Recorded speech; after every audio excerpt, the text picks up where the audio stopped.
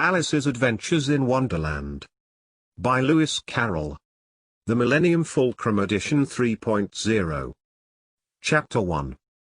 Down the Rabbit Hole. Alice was beginning to get very tired of sitting by her sister on the bank, and of having nothing to do. Once or twice she had peeped into the book her sister was reading, but it had no pictures or conversations in it. And what is the use of a book, thought Alice, without pictures or conversations? So she was considering in her own mind, as well as she could, for the hot day made her feel very sleepy and stupid, whether the pleasure of making a daisy chain would be worth the trouble of getting up and picking the daisies, when suddenly a white rabbit with pink eyes ran close by her. There was nothing so very remarkable in that, nor did Alice think it so very much out of the way to hear the rabbit say to itself, "Oh dear! Oh dear! I shall be late." When she thought it over afterwards, it occurred to her that she ought to have wondered at this, but at the time it all seemed quite natural. But when the rabbit actually took her watch out of its waistcoat pocket, and looked at it, and then hurried on, Alice started to her feet, for it flashed across her mind that she had never before seen a rabbit with either a waistcoat pocket, or a watch to take out of it, and burning with curiosity, she ran across the field after it, and fortunately was just in time to see it pop down a large rabbit hole under the hedge. In another moment down went Alice after it, never once considering how in the world she was to get out again. The rabbit hole went straight on like a tunnel for some way, and then dipped suddenly down, so suddenly that Alice had not a moment to think about stopping herself before she found herself falling down a very deep well. Either the well was very deep, or she fell very slowly, for she had plenty of time as she went down to look about her and to wonder what was going to happen next. First, she tried to look down and make out what she was coming to, but it was too dark to see anything. Then she looked at the sides of the well, and noticed that they were filled with cupboards and bookshelves. Here and there she saw maps and pictures hung upon pegs. She took down a jar from one of the shelves as she passed. It was labeled orange marmalade, but to her great disappointment it was empty. She did not like to drop the jar for fear of killing somebody underneath, so managed to put it into one of the cupboards as she fell past it. "Well," thought Alice to herself, "after such a fall as this, I shall think nothing of tumbling downstairs. How brave they'll all think me at home. Why, I wouldn't say anything about it, even if I fell off the top of the house." Which was very likely true. Down, down, down. Would the fall never come to an end? "I wonder how many miles I've fallen by this time?" she said aloud. "I must be getting somewhere near the center of the earth. Let me see, that would be 4,000 miles down, I think," for, you see, Alice had learnt several things of this sort in her lessons in the schoolroom. And though this was not a very good opportunity for showing off her knowledge, as there was no one to listen to her, still it was good practice to say it over. "Yes, that's about the right distance, but then I wonder what latitude or longitude I've got to." Alice had no idea what latitude was, or longitude either, but thought they were nice grand words to say. Presently she began again. "I wonder if I shall fall right through the earth. How funny it'll seem to come out among the people that walk with their heads downward. The antipathies, I think." She was rather glad there was no one listening, this time, as it didn't sound at all the right word, "but I shall have to ask them what the name of the country is, you know. Please, ma'am, is this New Zealand or Australia?" And she tried to curtsy as she spoke. Fancy curtsying as you're falling through the air. Do you think you could manage it? And what an ignorant little girl she'll think me for asking. No, it'll never do to ask. Perhaps I shall see it written up somewhere. Down, down, down. There was nothing else to do, so Alice soon began talking again. "Dinah'll miss me very much tonight, I should think. Dinah was the cat. I hope they'll remember her saucer of milk at tea time. Dinah, my dear, I wish you were down here with me. There are no mice in the air, I'm afraid, but you might catch a bat, and that's very like a mouse, you know. But do cats eat bats, I wonder? And here Alice began to get rather sleepy, and went on saying to herself, in a dreamy sort of way, "Do cats eat bats? Do cats eat bats? And sometimes, do bats eat cats?" For, you see, as she couldn't answer either question, it didn't much matter which way she put it. She felt that she was dozing off, and had just begun to dream that she was walking hand in hand with Dinah, and saying to her very earnestly, "Now, Dinah, tell me the truth, did you ever eat a bat?" When suddenly, thump, thump, down she came upon a heap of sticks and dry leaves, and the fall was over. Alice was not a bit hurt, and she jumped up onto her feet in a moment. She looked up, but it was all dark overhead. Before her was another long passage, and the White Rabbit was still in sight, hurrying down it. There was not a moment to be lost. Away went Alice like the wind, and was just in time to hear it say, as it turned a corner, "Oh my ears and whiskers, how late it's getting." She was close behind it when she turned the corner, but the rabbit was no longer to be seen. She found herself in a long, low hall, which was lit up by a row of lamps hanging from the roof. There were doors all round the hall, but they were all locked, and when Alice had been all the way down one side and up the other, trying every door, she walked sadly down the middle, wondering how she was ever to get out again. Suddenly she came upon a little three-legged table, all made of solid glass. There was nothing on it except a tiny golden key, and Alice's first thought was that it might belong to one of the doors of the hall. But, alas! Either the locks were too large, or the key was too small, but at any rate it would not open any of them. However, on the second time round, she came upon a low curtain she had not noticed before, and behind it was a little door about 15 inches high. She tried the little golden key in the lock, and to her great delight it fitted. Alice opened the door and found that it led into a small passage, not much larger than a rat hole. She knelt down and looked along the passage into the loveliest garden you ever saw. How she longed to get out of that dark hall, and wander about among those beds of bright flowers and those cool fountains. But she could not even get her head through the doorway. "And even if my head would go through," thought poor Alice, "it would be of very little use without my shoulders. Oh, how I wish I could shut up like a telescope. I think I could, if I only knew how to begin." For, you see, so many out-of-the-way things had happened lately, that Alice had begun to think that very few things indeed were really impossible. There seemed to be no use in waiting by the little door, so she went back to the table, half hoping she might find another key on it, or at any rate a book of rules for shutting people up like telescopes. This time she found a little bottle on it, which certainly was not here before, said Alice, and round the neck of the bottle was a paper label, with the words "Drink Me," beautifully printed on it in large letters. It was all very well to say "Drink me," but the wise little Alice was not going to do that in a hurry.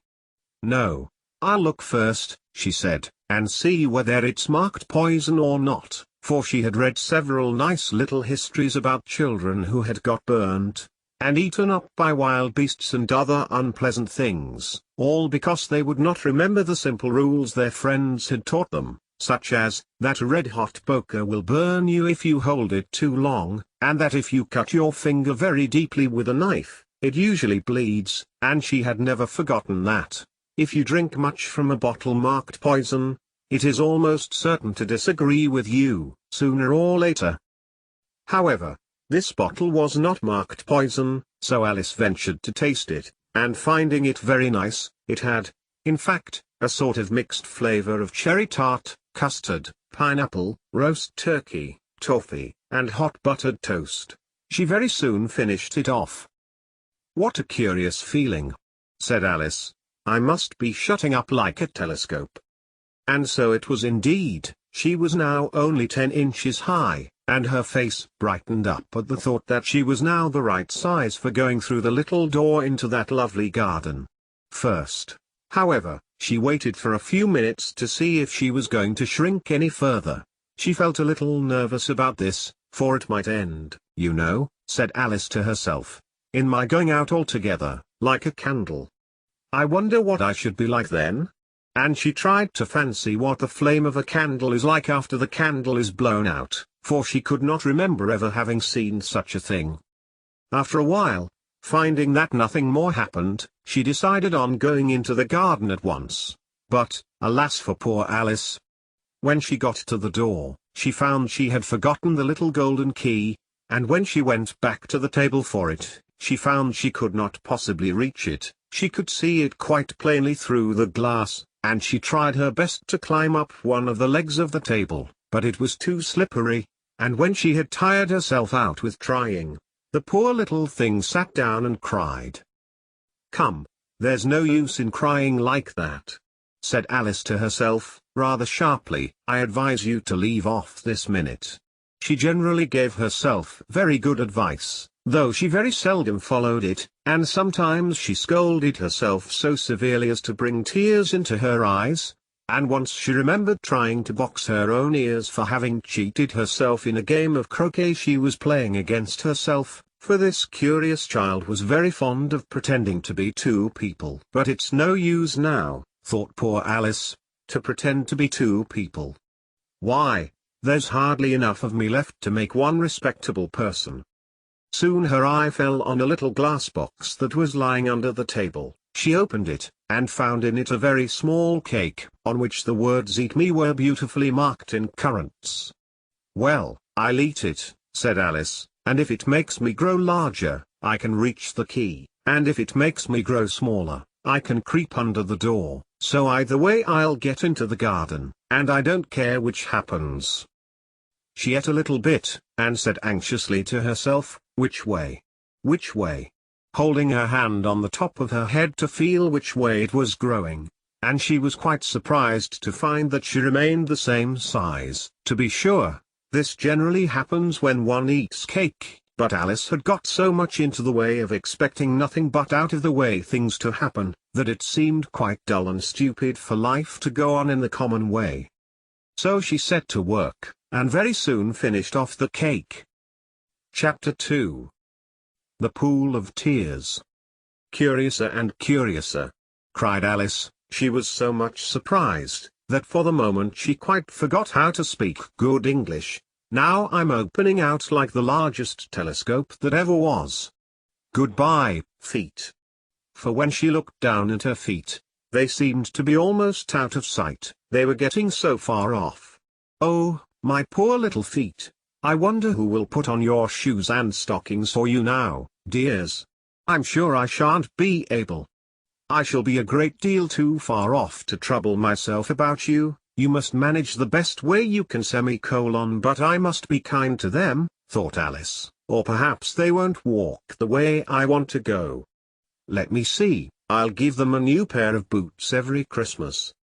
And she went on planning to herself how she would manage it. They must go by the carrier, she thought, and how funny it'll seem, sending presents to one's own feet. And how odd the directions will look. Alice's right foot, Esquire. Hearthrug. Near the fender. With Alice's love. Oh dear, what nonsense I'm talking. Just then her head struck against the roof of the hall. In fact, she was now more than 9 feet high, and she at once took up the little golden key and hurried off to the garden door. Poor Alice! It was as much as she could do, lying down on one side, to look through into the garden with one eye, but to get through was more hopeless than ever. She sat down and began to cry again. "You ought to be ashamed of yourself," said Alice. "A great girl like you, she might well say this, to go on crying in this way. Stop this moment, I tell you." But she went on all the same, shedding gallons of tears, until there was a large pool all round her, about 4 inches deep and reaching half down the hall. After a time she heard a little pattering of feet in the distance, and she hastily dried her eyes to see what was coming. It was the White Rabbit returning, splendidly dressed, with a pair of white kid gloves in one hand and a large fan in the other. He came trotting along in a great hurry, muttering to himself as he came, "Oh, the Duchess, the Duchess. Oh, won't she be savage if I've kept her waiting?" Alice felt so desperate that she was ready to ask help of anyone, so, when the rabbit came near her, she began, in a low, timid voice, "If you please, sir." The rabbit started violently, dropped the white kid gloves and the fan, and scurried away into the darkness as hard as he could go. Alice took up the fan and gloves, and, as the hall was very hot, she kept fanning herself all the time she went on talking. "Dear, dear. How queer everything is today. And yesterday things went on just as usual. I wonder if I've been changed in the night? Let me think, was I the same when I got up this morning? I almost think I can remember feeling a little different. But if I'm not the same, the next question is, who in the world am I? Ah, that's the great puzzle." And she began thinking over all the children she knew that were of the same age as herself, to see if she could have been changed for any of them. "I'm sure I'm not Ada," she said, "for her hair goes in such long ringlets, and mine doesn't go in ringlets at all, and I'm sure I can't be Mabel, for I know all sorts of things, and she knows such a very little.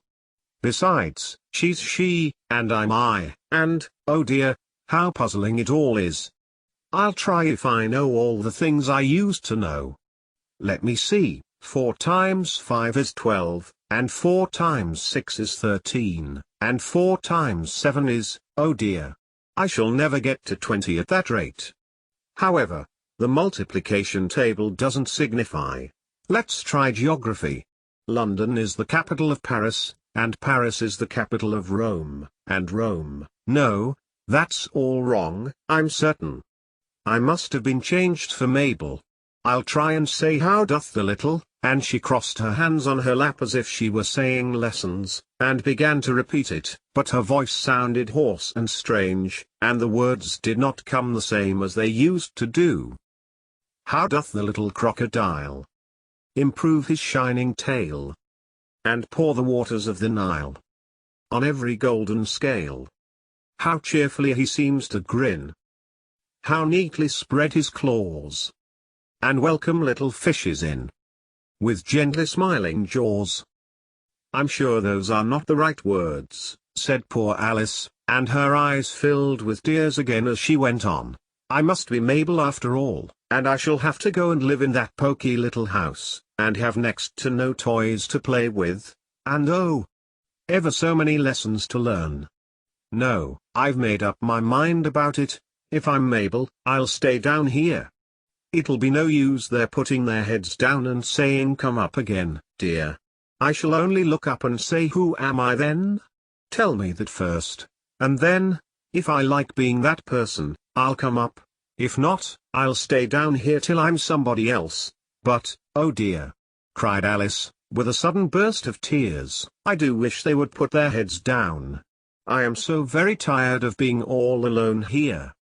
As she said this she looked down at her hands, and was surprised to see that she had put on one of the rabbit's little white kid gloves while she was talking. How can I have done that? She thought. I must be growing small again. She got up and went to the table to measure herself by it, and found that, as nearly as she could guess, she was now about 2 feet high, and was going on shrinking rapidly. She soon found out that the cause of this was the fan she was holding, and she dropped it hastily, just in time to avoid shrinking away altogether. That was a narrow escape, said Alice, a good deal frightened at the sudden change, but very glad to find herself still in existence. And now for the garden. And she ran with all speed back to the little door. But, alas! The little door was shut again, and the little golden key was lying on the glass table as before, and things are worse than ever, thought the poor child, for I never was so small as this before, never. And I declare it's too bad, that it is. As she said these words her foot slipped, and in another moment, splash! She was up to her chin in salt water. Her first idea was that she had somehow fallen into the sea, and in that case I can go back by railway, she said to herself. Alice had been to the seaside once in her life, and had come to the general conclusion, that wherever you go to on the English coast you find a number of bathing machines in the sea, some children digging in the sand with wooden spades, then a row of lodging houses, and behind them a railway station. However, she soon made out that she was in the pool of tears which she had wept when she was 9 feet high. "I wish I hadn't cried so much," said Alice, as she swam about, trying to find her way out. "I shall be punished for it now, I suppose, by being drowned in my own tears. That will be a queer thing, to be sure. However, everything is queer today." Just then she heard something splashing about in the pool a little way off, and she swam nearer to make out what it was. At first she thought it must be a walrus or hippopotamus, but then she remembered how small she was now, and she soon made out that it was only a mouse that had slipped in like herself. Would it be of any use, now, thought Alice, to speak to this mouse? Everything is so out of the way down here, that I should think very likely it can talk. At any rate, there's no harm in trying. So she began, "Oh mouse, do you know the way out of this pool? I am very tired of swimming about here, oh mouse." Alice thought this must be the right way of speaking to a mouse. She had never done such a thing before, but she remembered having seen in her brother's Latin grammar, a mouse, of a mouse, to a mouse, oh mouse. The mouse looked at her rather inquisitively, and seemed to her to wink with one of its little eyes, but it said nothing. "Perhaps it doesn't understand English," thought Alice. "I dare say it's a French mouse, come over with William the Conqueror." For, with all her knowledge of history, Alice had no very clear notion how long ago anything had happened, so she began again, "Ouest marchat?" which was the first sentence in her French lesson book. The mouse gave a sudden leap out of the water, and seemed to quiver all over with fright. "Oh, I beg your pardon," cried Alice hastily, afraid that she had hurt the poor animal's feelings. "I quite forgot you didn't like cats." "Not like cats?" cried the mouse, in a shrill, passionate voice. "Would you like cats if you were me?" "Well, perhaps not," said Alice in a soothing tone. "Don't be angry about it. And yet I wish I could show you our cat Dinah. I think you'd take a fancy to cats if you could only see her. She is such a dear quiet thing," Alice went on, half to herself, as she swam lazily about in the pool, "and she sits purring so nicely by the fire, licking her paws and washing her face, and she is such a nice soft thing to nurse, and she's such a capital one for catching mice." "Oh, I beg your pardon," cried Alice again, for this time the mouse was bristling all over, and she felt certain it must be really offended. "We won't talk about her any more if you'd rather not." "We indeed," cried the mouse, who was trembling down to the end of his tail. "As if I would talk on such a subject. Our family always hated cats, nasty, low, vulgar things. Don't let me hear the name again." "I won't indeed," said Alice, in a great hurry to change the subject of conversation. Are you fond of dogs?" The mouse did not answer, so Alice went on eagerly. "There is such a nice little dog near our house I should like to show you.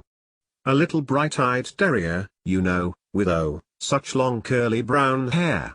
And it'll fetch things when you throw them, and it'll sit up and beg for its dinner, and all sorts of things. I can't remember half of them, and it belongs to a farmer, you know, and he says it's so useful, it's worth £100.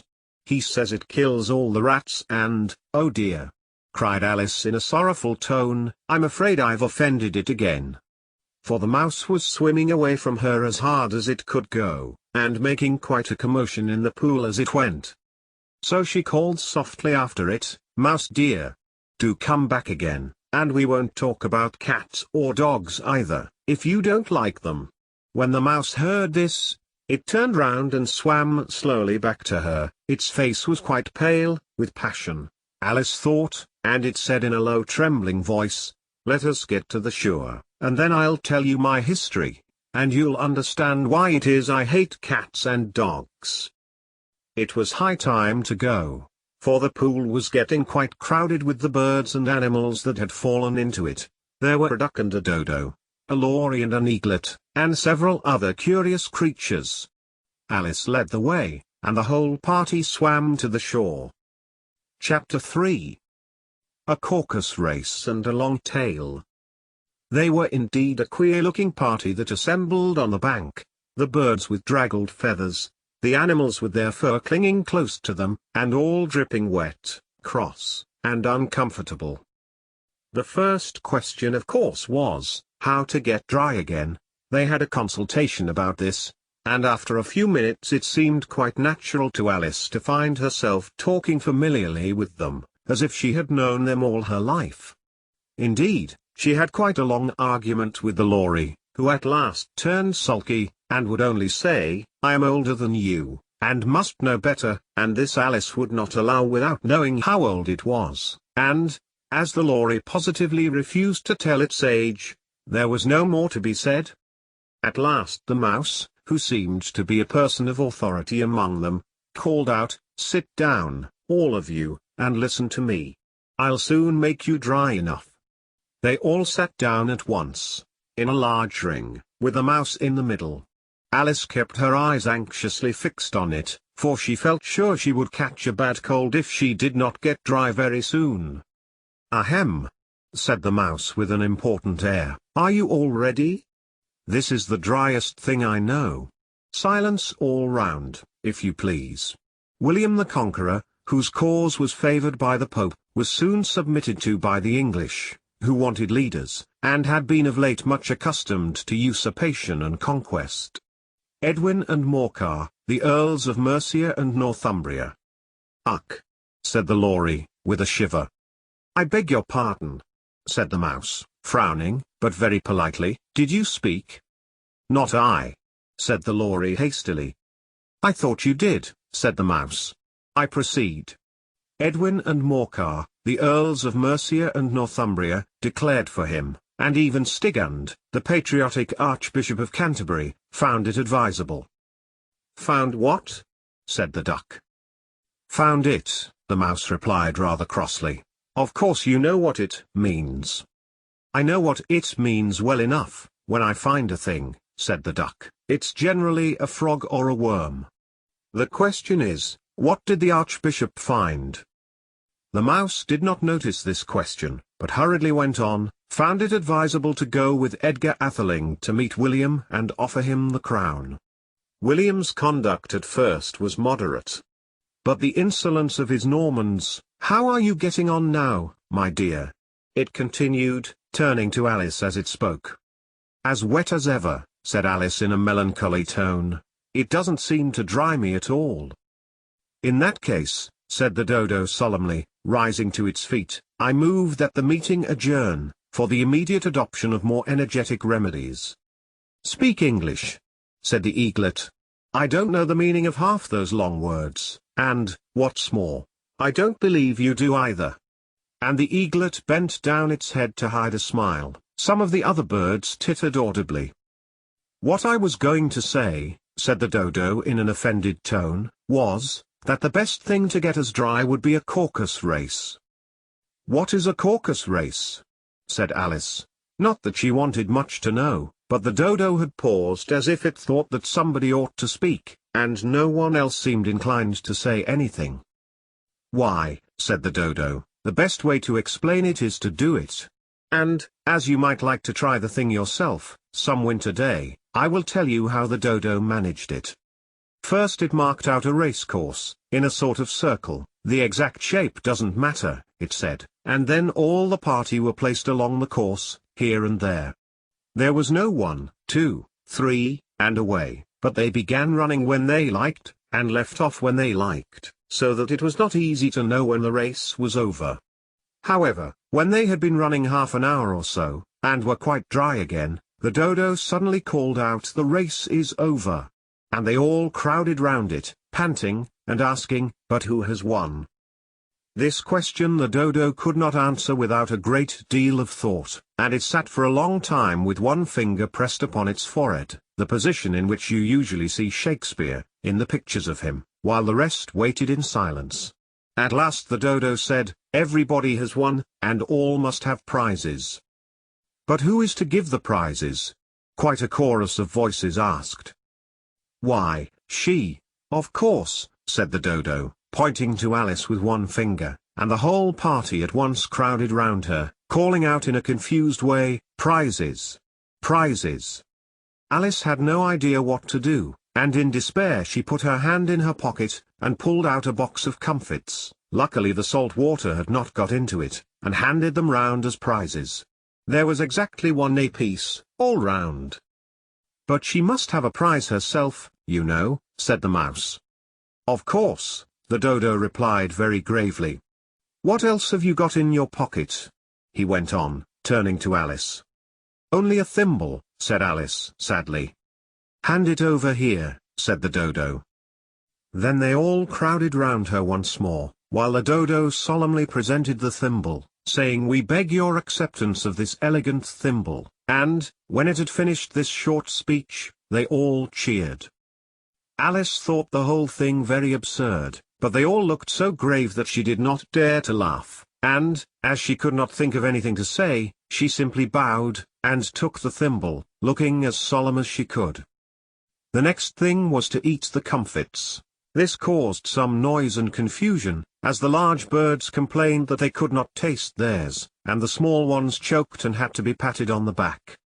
However, it was over at last, and they sat down again in a ring, and begged the mouse to tell them something more. "You promised to tell me your history, you know," said Alice, "and why it is you hate C and D," she added in a whisper, half afraid that it would be offended again. "Mine is a long and a sad tale," said the mouse, turning to Alice, and sighing. "It is a long tale, certainly," said Alice, looking down with wonder at the mouse's tail. "But why do you call it sad?" And she kept on puzzling about it while the mouse was speaking, so that her idea of the tale was something like this. Fury said to a mouse, that he met in the house, "Let us both go to law. I will prosecute you. Come, I'll take no denial, we must have a trial, for really this morning I've nothing to do." Said the mouse to their car, "Such a trial, dear sir, with no jury or judge, would be wasting our breath." "I'll be judge, I'll be jury," said cunning old Fury, "I'll try the whole cause, and condemn you to death." "You are not attending," said the mouse to Alice severely. "What are you thinking of?" "I beg your pardon," said Alice very humbly, "you had got to the fifth bend, I think?" "I had not," cried the mouse, sharply and very angrily. "Not," said Alice, always ready to make herself useful, and looking anxiously about her. "Oh, do let me help to undo it." "I shall do nothing of the sort," said the mouse, getting up and walking away. "You insult me by talking such nonsense." "I didn't mean it," pleaded poor Alice. "But you're so easily offended, you know." The mouse only growled in reply. "Please come back and finish your story," Alice called after it, and the others all joined in chorus, "Yes, please do." But the mouse only shook its head impatiently, and walked a little quicker. "What a pity it wouldn't stay," sighed the lory, as soon as it was quite out of sight, and an old crab took the opportunity of saying to her daughter, "Ah, my dear, let this be a lesson to you never to lose your temper." "Hold your tongue, ma," said the young crab, a little snappishly. "You're enough to try the patience of an oyster." "I wish I had our Dinah here, I know I do," said Alice aloud, addressing nobody in particular. "She'd soon fetch it back." "And who is Dinah, if I might venture to ask the question?" said the lory. Alice replied eagerly, for she was always ready to talk about her pet. "Dinah's our cat. And she's such a capital one for catching mice you can't think. And oh, I wish you could see her after the birds. Why, she'll eat a little bird as soon as look at it." This speech caused a remarkable sensation among the party.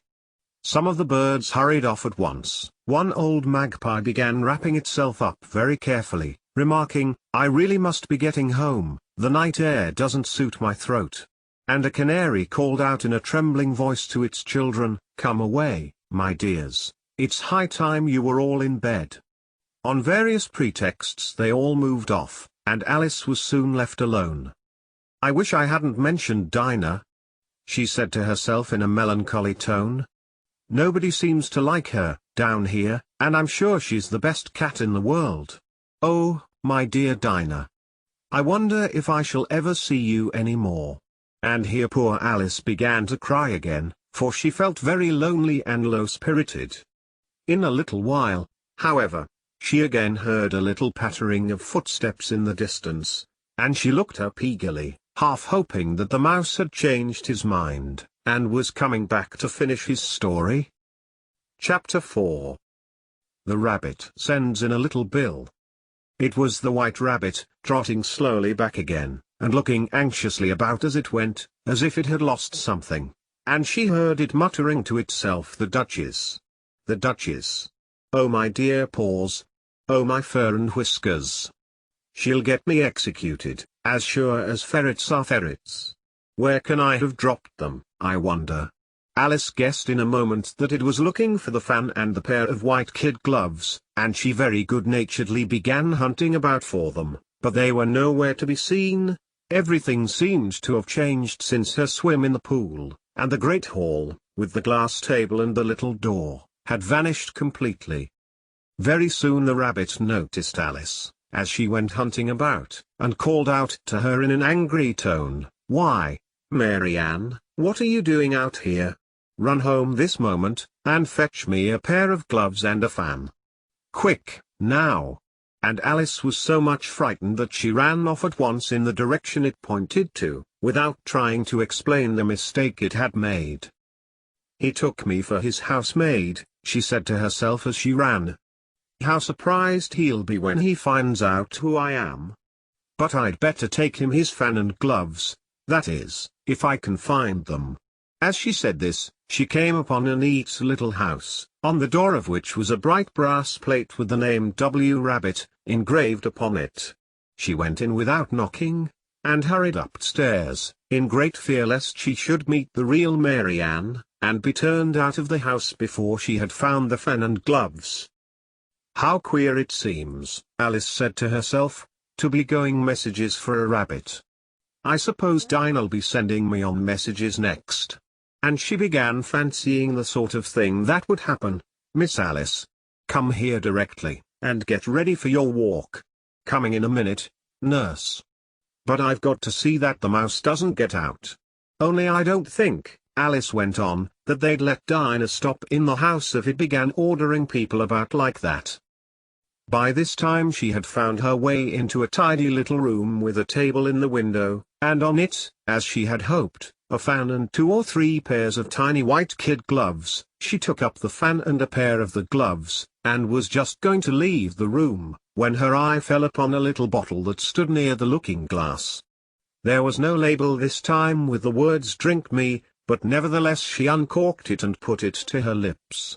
"I know something interesting is sure to happen," she said to herself, "whenever I eat or drink anything, so I'll just see what this bottle does. I do hope it'll make me grow large again, for really I'm quite tired of being such a tiny little thing." It did so indeed, and much sooner than she had expected. Before she had drunk half the bottle, she found her head pressing against the ceiling, and had to stoop to save her neck from being broken. She hastily put down the bottle, saying to herself, "That's quite enough. I hope I shan't grow any more. As it is, I can't get out at the door. I do wish I hadn't drunk quite so much." Alas! It was too late to wish that. She went on growing, and very soon had to kneel down on the floor. In another minute there was not even room for this, and she tried the effect of lying down with one elbow against the door, and the other arm curled round her head. Still she went on growing, and, as a last resource, she put one arm out of the window, and one foot up the chimney, and said to herself, "Now I can do no more, whatever happens. What will become of me?" Luckily for Alice, the little magic bottle had now had its full effect, and she grew no larger. Still it was very uncomfortable, and, as there seemed to be no sort of chance of her ever getting out of the room again, no wonder she felt unhappy. It was much pleasanter at home, thought poor Alice, when one wasn't always growing larger and smaller, and being ordered about by mice and rabbits. I almost wish I hadn't gone down that rabbit hole, and yet, it's rather curious, you know, this sort of life. I do wonder what can have happened to me. When I used to read fairy tales, I fancied that kind of thing never happened, and now here I am in the middle of one. There ought to be a book written about me, that there ought. And when I grow up, I'll write one, but I'm grown up now, she added in a sorrowful tone. At least there's no room to grow up any more here. But then, thought Alice, shall I never get any older than I am now? That'll be a comfort, one way, never to be an old woman, but then, always to have lessons to learn. Oh, I shouldn't like that. Oh, you foolish Alice, she answered herself. How can you learn lessons in here? Why, there's hardly room for you, and no room at all for any lesson books. And so she went on, taking first one side and then the other, and making quite a conversation of it altogether. But after a few minutes she heard a voice outside, and stopped to listen. "Mary Ann, said the voice. "Fetch me my gloves this moment." Then came a little pattering of feet on the stairs. Alice knew it was the rabbit coming to look for her, and she trembled till she shook the house, quite forgetting that she was now about 1,000 times as large as the rabbit, and had no reason to be afraid of it. Presently the rabbit came up to the door, and tried to open it, but, as the door opened inwards, and Alice's elbow was pressed hard against it, that attempt proved a failure. Alice heard it say to itself, "Then I'll go round and get in at the window." "That you won't," thought Alice, and, after waiting till she fancied she heard the rabbit just under the window, she suddenly spread out her hand, and made a snatch in the air. She did not get hold of anything, but she heard a little shriek and a fall, and a crash of broken glass, from which she concluded that it was just possible it had fallen into a cucumber frame, or something of the sort. Next came an angry voice, the rabbit's, "Pat! Pat! Where are you?" And then a voice she had never heard before, "Sure then I'm here. Digging for apples, Yer Honor." "Digging for apples, indeed," said the rabbit angrily. "Here. Come and help me out of this. Sounds of more broken glass. Now tell me, Pat, what's that in the window?" "Sure, it's an arm, Yer Honor." He pronounced it arum. "An arm, you goose. Whoever saw one that size? Why, it fills the whole window." "Sure, it does, Yer Honor, but it's an arm for all that." "Well, it's got no business there, at any rate, go and take it away." There was a long silence after this, and Alice could only hear whispers now and then, such as, "Sure, I don't like it, Yer Honor, at all, at all. Do as I tell you, you coward." And at last she spread out her hand again, and made another snatch in the air. This time there were two little shrieks, and more sounds of broken glass. "What a number of cucumber frames there must be," thought Alice. "I wonder what they'll do next. As for pulling me out of the window, I only wish they could. I'm sure I don't want to stay in here any longer." She waited for some time without hearing anything more. At last came a rumbling of little cartwheels, and the sound of a good many voices all talking together. She made out the words, "Where's the other lad? ? Why, I hadn't to bring but one. Bill's got the other, Bill. Fetch it here, lad! ! Here. Put 'em up at this corner. No, tie 'em together first. They don't reach half high enough yet. Oh, they'll do well enough. Don't be particular. Here, Bill. Catch hold of this rope. Will the roof bear ? Mind that loose slate. Oh, it's coming down. Heads below." A loud crash. "Now, who did that ? It was Bill, I fancy. Who's to go down the chimney ? Nay, I shan't." "You do it ! That I won't." Then ! "Bill's to go down. Here, Bill.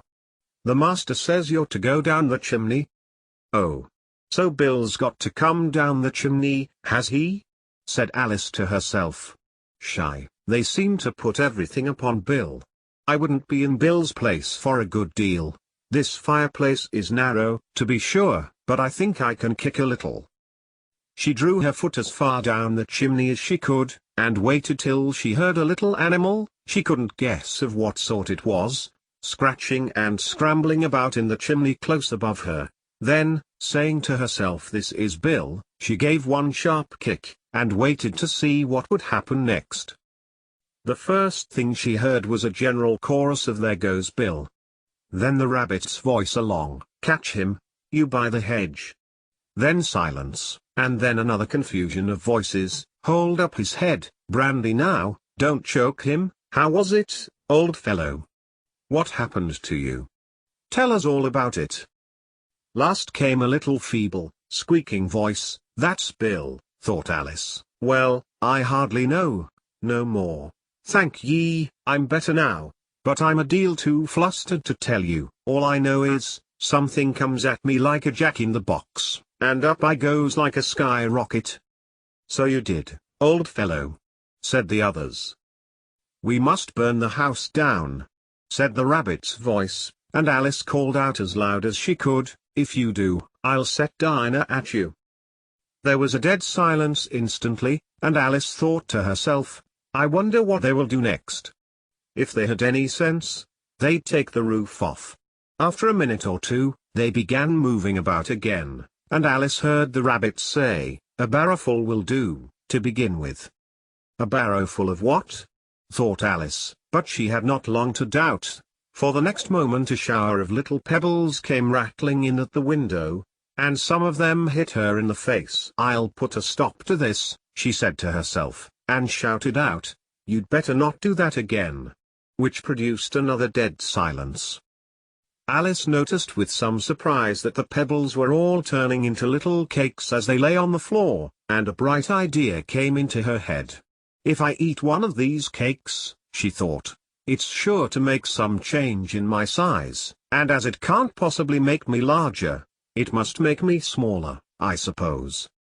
So she swallowed one of the cakes, and was delighted to find that she began shrinking directly. As soon as she was small enough to get through the door, she ran out of the house, and found quite a crowd of little animals and birds waiting outside. The poor little lizard, Bill, was in the middle, being held up by 2 guinea pigs, who were giving it something out of a bottle. They all made a rush at Alice the moment she appeared, but she ran off as hard as she could, and soon found herself safe in a thick wood. "The first thing I've got to do," said Alice to herself, as she wandered about in the wood, "is to grow to my right size again, and the second thing is to find my way into that lovely garden. I think that will be the best plan." It sounded an excellent plan, no doubt, and very neatly and simply arranged. The only difficulty was, that she had not the smallest idea how to set about it, and while she was peering about anxiously among the trees, a little sharp bark just over her head made her look up in a great hurry.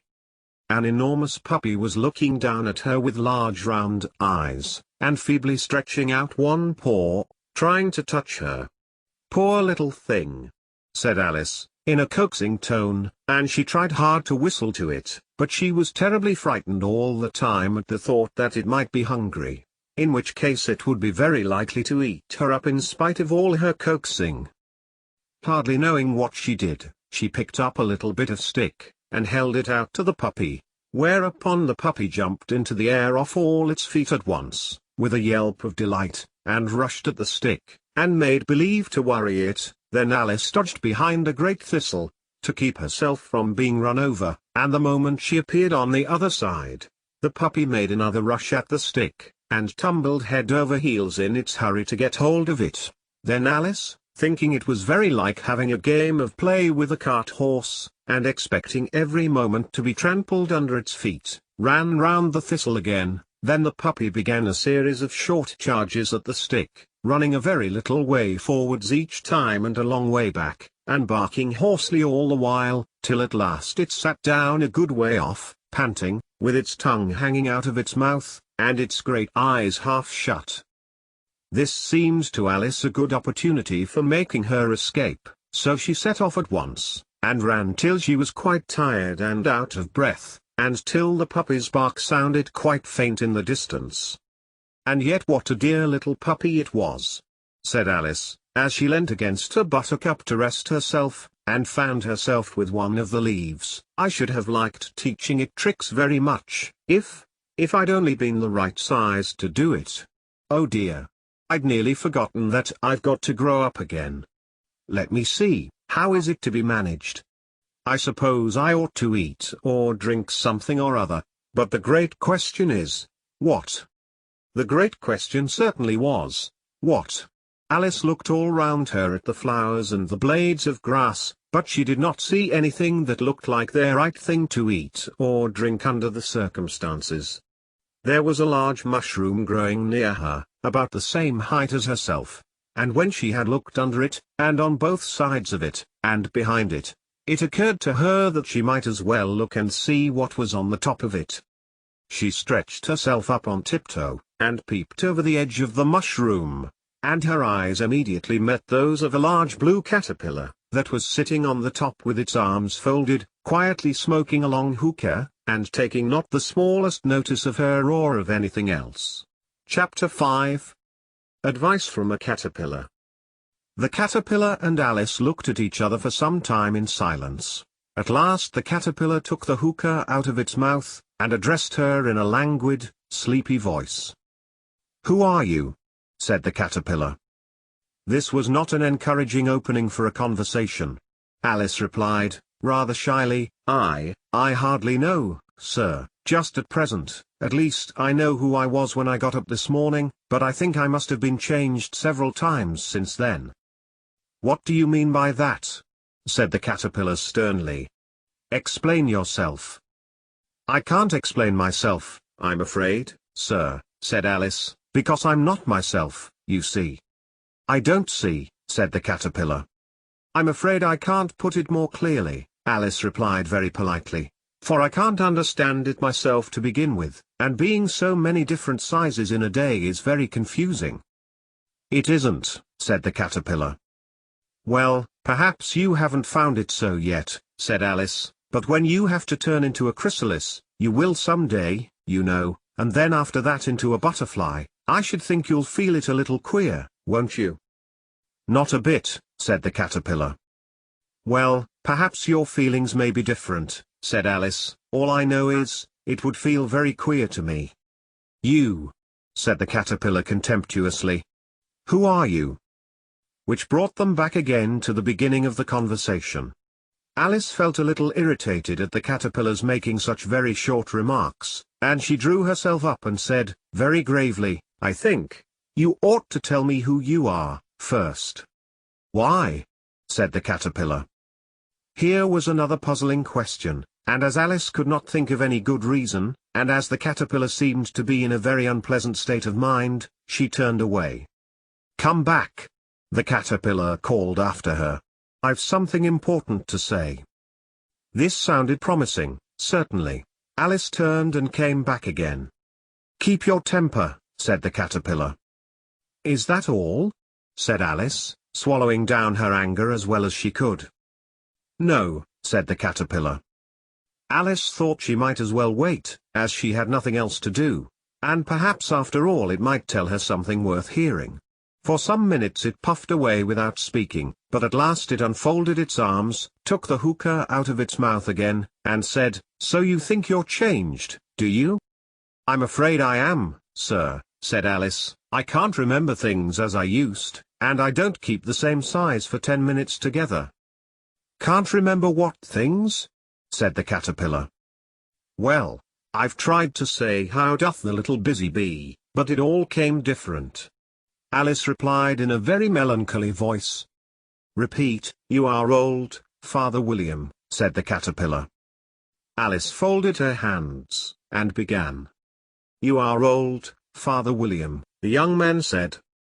"And your hair has become very white. And yet you incessantly stand on your head. Do you think, at your age, it is right?" "In my youth," Father William replied to his son. I feared it might injure the brain. But, now that I'm perfectly sure I have none, why, I do it again and again." "You are old," said the youth, "as I mentioned before, and have grown most uncommonly fat. Yet you turned a back somersault in at the door. Pray, what is the reason of that?" "In my youth," said the sage, as he shook his grey locks, "I kept all my limbs very supple. By the use of this ointment, 1 shilling the box. Allow me to sell you a couple?" "You are old," said the youth, "and your jaws are too weak for anything tougher than suet. Yet you finished the goose, with the bones and the beak. Pray, how did you manage to do it?" "In my youth," said his father, "I took to the law, and argued each case with my wife. And the muscular strength, which it gave to my jaw, has lasted the rest of my life."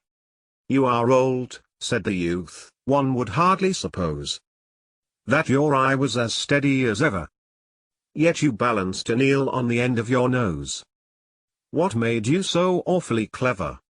"I have answered 3 questions, and that is enough," said his father. "Don't give yourself airs.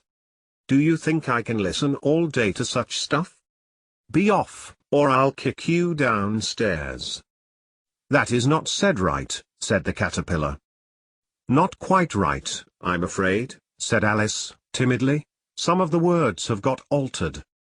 "It is wrong from beginning to end," said the caterpillar decidedly, and there was silence for some minutes. The caterpillar was the first to speak. "What size do you want to be?" it asked. "Oh, I'm not particular as to size," Alice hastily replied, "only one doesn't like changing so often, you know." "I don't know," said the caterpillar.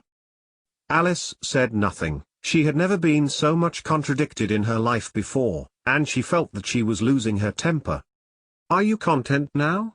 said the caterpillar. "Well, I should like to be a little larger, sir, if you wouldn't mind," said Alice. 3 inches is such a wretched height to be." "It is a very good height indeed," said the caterpillar angrily, rearing itself upright as it spoke. It was exactly 3 inches high. "But I'm not used to it," pleaded poor Alice in a piteous tone. And she thought of herself, "I wish the creatures wouldn't be so easily offended." "You'll get used to it in time," said the caterpillar, and it put the hookah into its mouth and began smoking again. This time Alice waited patiently until it chose to speak again. In a minute or two the caterpillar took the hookah out of its mouth and yawned once or twice, and shook itself. Then it got down off the mushroom, and crawled away in the grass, merely remarking as it went, "One side will make you grow taller, and the other side will make you grow shorter." "One side of what? The other side of what?" thought Alice to herself. "Of the mushroom," said the caterpillar, just as if she had asked it aloud, and in another moment it was out of sight. Alice remained looking thoughtfully at the mushroom for a minute, trying to make out which were the 2 sides of it, and as it was perfectly round, she found this a very difficult question. However, at last she stretched her arms round it as far as they would go, and broke off a bit of the edge with each hand. "And now which is which?" she said to herself, and nibbled a little of the right-hand bit to try the effect. The next moment she felt a violent blow underneath her chin. It had struck her foot. She was a good deal frightened by this very sudden change, but she felt that there was no time to be lost, as she was shrinking rapidly, so she set to work at once to eat some of the other bit. Her chin was pressed so closely against her foot, that there was hardly room to open her mouth, but she did it at last, and managed to swallow a morsel of the left-hand bit. "Come, my head's free at last," said Alice in a tone of delight, which changed into alarm in another moment, when she found that her shoulders were nowhere to be found. All she could see, when she looked down, was an immense length of neck, which seemed to rise like a stalk out of a sea of green leaves that lay far below her. "What can all that green stuff be?" said Alice. "And where have my shoulders got to?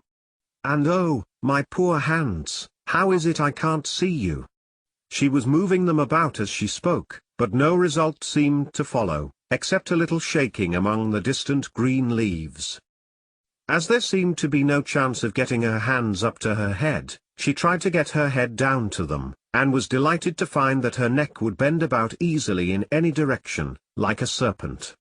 She had just succeeded in curving it down into a graceful zigzag, and was going to dive in among the leaves, which she found to be nothing but the tops of the trees under which she had been wandering, when a sharp hiss made her draw back in a hurry. A large pigeon had flown into her face, and was beating her violently with its wings. "Serpent!" screamed the pigeon. "I'm not a serpent," said Alice indignantly. "Let me alone." "Serpent, I say again," repeated the pigeon, but in a more subdued tone, and added with a kind of sob, "I've tried every way, and nothing seems to suit them."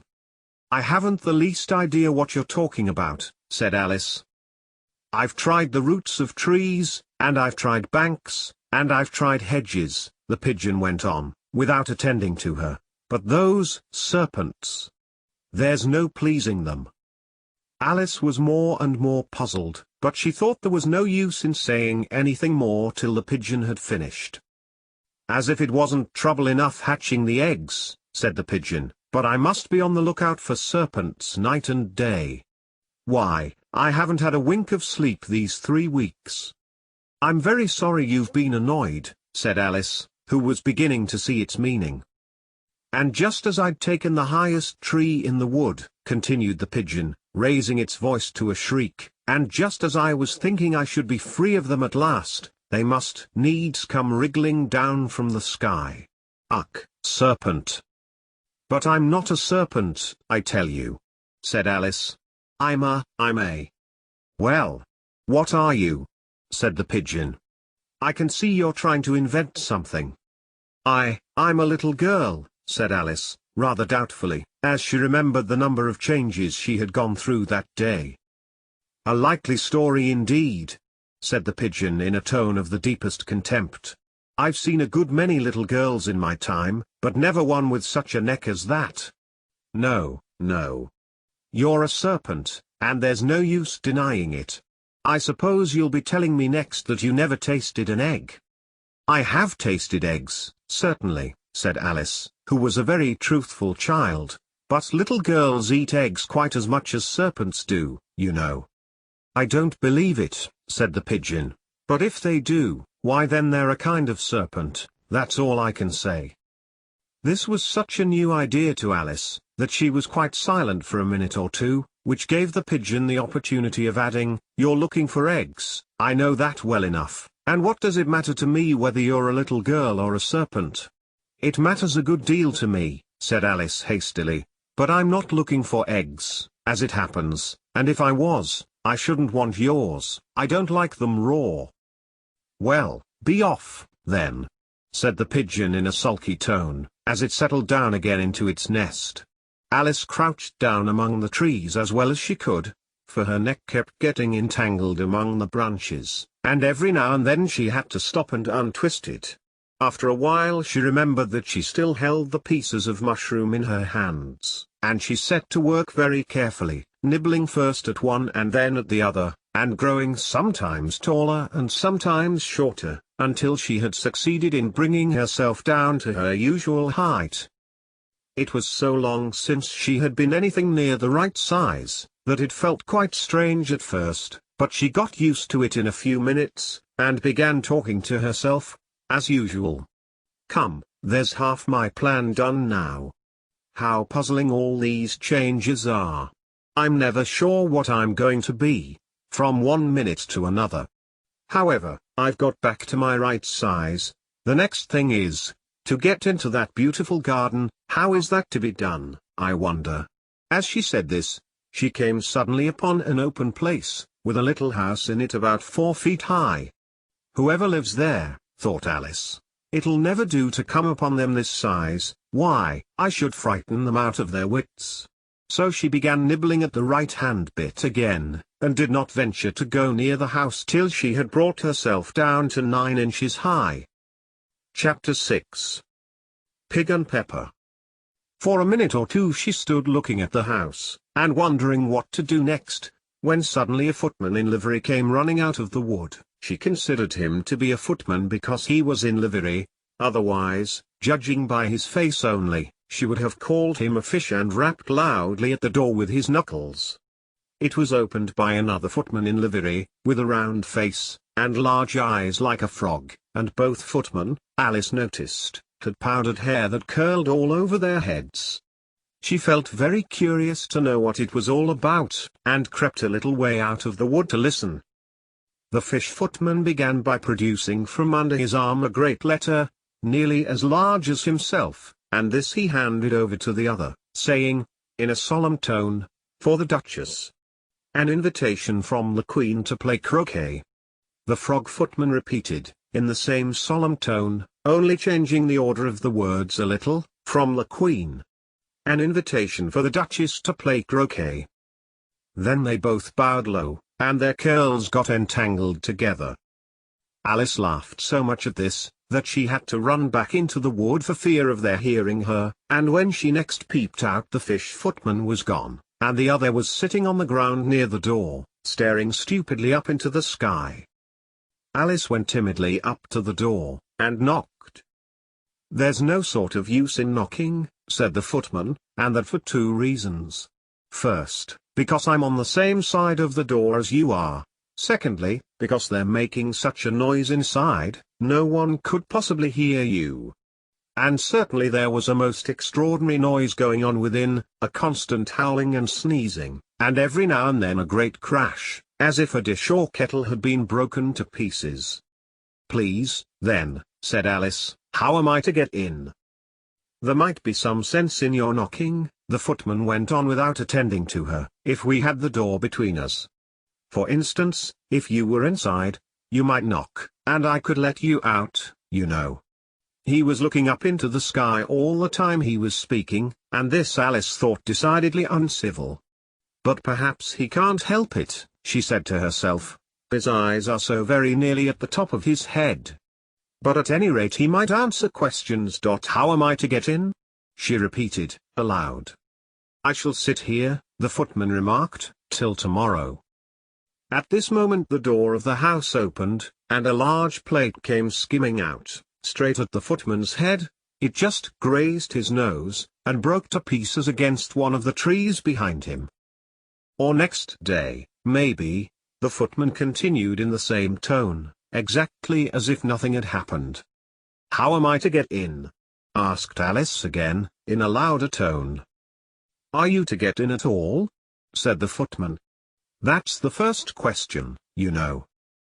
It was, no doubt, only Alice did not like to be told so. "It's really dreadful," she muttered to herself, "the way all the creatures argue. It's enough to drive one crazy."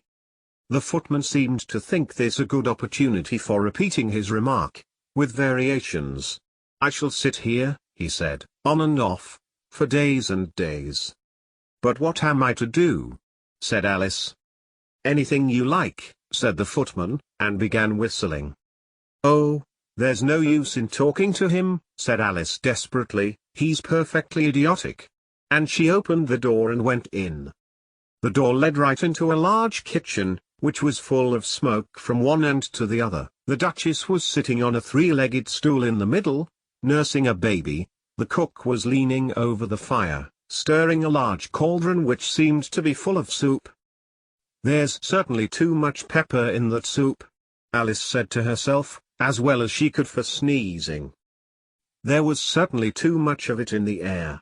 Even the Duchess sneezed occasionally, and as for the baby, it was sneezing and howling alternately without a moment's pause. The only things in the kitchen that did not sneeze were the cook, and a large cat which was sitting on the hearth and grinning from ear to ear.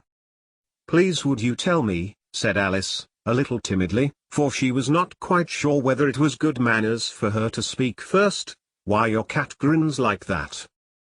"It's a Cheshire cat," said the Duchess, "and that's why." "Pig." She said the last word with such sudden violence that Alice quite jumped, but she saw in another moment that it was addressed to the baby, and not to her. So she took courage, and went on again, I didn't know that Cheshire cats always grinned. In fact, I didn't know that cats could grin." "They all can," said the Duchess, "and most of them do." "I don't know of any that do," Alice said very politely, feeling quite pleased to have got into a conversation. "You don't know much," said the Duchess, "and that's a fact." Alice did not at all like the tone of this remark, and thought it would be as well to introduce some other subject of conversation. While she was trying to fix on one, the cook took the cauldron of soup off the fire, and at once set to work throwing everything within her reach at the Duchess and the baby. The fire irons came first, then followed a shower of saucepans, plates, and dishes. The Duchess took no notice of them even when they hit her, and the baby was howling so much already, that it was quite impossible to say whether the blows hurt it or not. "Oh, please mind what you're doing," cried Alice, jumping up and down in an agony of terror. "Oh, there goes his precious nose," as an unusually large saucepan flew close by it, and very nearly carried it off. "If everybody minded their own business," the Duchess said in a hoarse growl, "the world would go round a deal faster than it does." "Which would not be an advantage," said Alice, who felt very glad to get an opportunity of showing off a little of her knowledge. "Just think of what work it would make with the day and night. You see, the Earth takes 24 hours to turn round on its axis." "Talking of axes," said the Duchess, "chop off her head." Alice glanced rather anxiously at the cook, to see if she meant to take the hint, but the cook was busily stirring the soup, and seemed not to be listening, so she went on again. 24 hours, I think, or is it 12?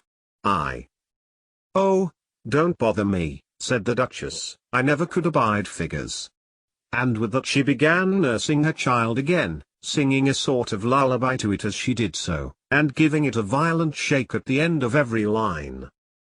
"Speak roughly to your little boy. And beat him when he sneezes. He only does it to annoy. Because he knows it teases." Chorus. In which the cook and the baby joined. "Wow! Wow! Wow!" While the Duchess sang the second verse of the song, she kept tossing the baby violently up and down, and the poor little thing howled so, that Alice could hardly hear the words. "I speak severely to my boy. I beat him when he sneezes. For he can thoroughly enjoy the pepper when he pleases." Chorus. Wow! Wow! Wow! "Here. You may nurse it a bit, if you like," the Duchess said to Alice, flinging the baby at her as she spoke. "I must go and get ready to play croquet with the Queen," and she hurried out of the room. The cook threw a frying pan after her as she went out, but it just missed her. Alice caught the baby with some difficulty, as it was a queer-shaped little creature, and held out its arms and legs in all directions, just like a starfish, thought Alice. The poor little thing was snorting like a steam engine when she caught it, and kept doubling itself up and straightening itself out again, so that altogether, for the first minute or two, it was as much as she could do to hold it. As soon as she had made out the proper way of nursing it, which was to twist it up into a sort of knot, and then keep tight hold of its right ear and left foot, so as to prevent its undoing itself, she carried it out into the open air. "If I don't take this child away with me," thought Alice, "they're sure to kill it in a day or two. Wouldn't it be murder to leave it behind?" She said the last words out loud, and the little thing grunted in reply. It had left off sneezing by this time. "Don't grunt," said Alice, "that's not at all a proper way of expressing yourself." The baby grunted again, and Alice looked very anxiously into its face to see what was the matter with it. There could be no doubt that it had a very turn-up nose, much more like a snout than a real nose. Also its eyes were getting extremely small for a baby. Altogether Alice did not like the look of the thing at all. But perhaps it was only sobbing, she thought, and looked into its eyes again, to see if there were any tears. No, there were no tears. "If you're going to turn into a pig, my dear," said Alice, seriously, "I'll have nothing more to do with you. Mind now." The poor little thing sobbed again, or grunted, it was impossible to say which, and they went on for some while in silence. Alice was just beginning to think to herself, now, what am I to do with this creature when I get it home? When it grunted again, so violently, that she looked down into its face in some alarm. This time there could be no mistake about it. It was neither more nor less than a pig, and she felt that it would be quite absurd for her to carry it further. So she set the little creature down, and felt quite relieved to see it trot away quietly into the wood. If it had grown up, she said to herself, it would have made a dreadfully ugly child, but it makes rather a handsome pig, I think.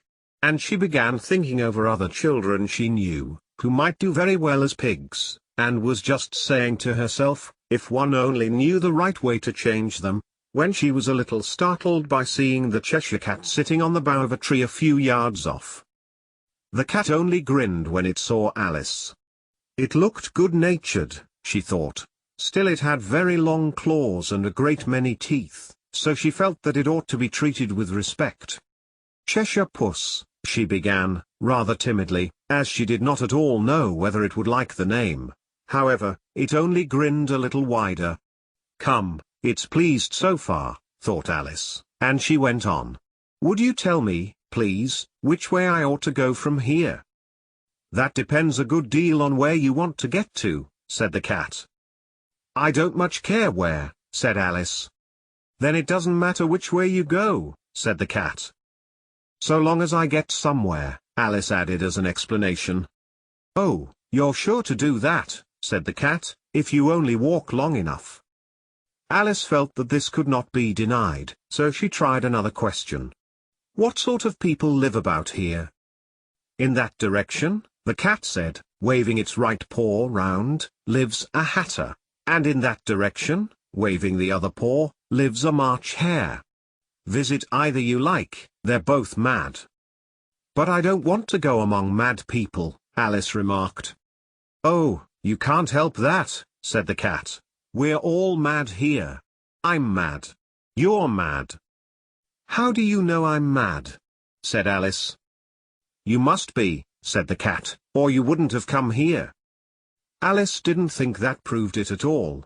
However, she went on, and how do you know that you're mad? To begin with, said the cat, a dog's not mad. You grant that? I suppose so, said Alice. Well, then, the cat went on, you see, a dog growls when it's angry, and wags its tail when it's pleased. Now I growl when I'm pleased, and wag my tail when I'm angry. Therefore I'm mad. I call it purring, not growling, said Alice. Call it what you like, said the cat. Do you play croquet with the Queen today?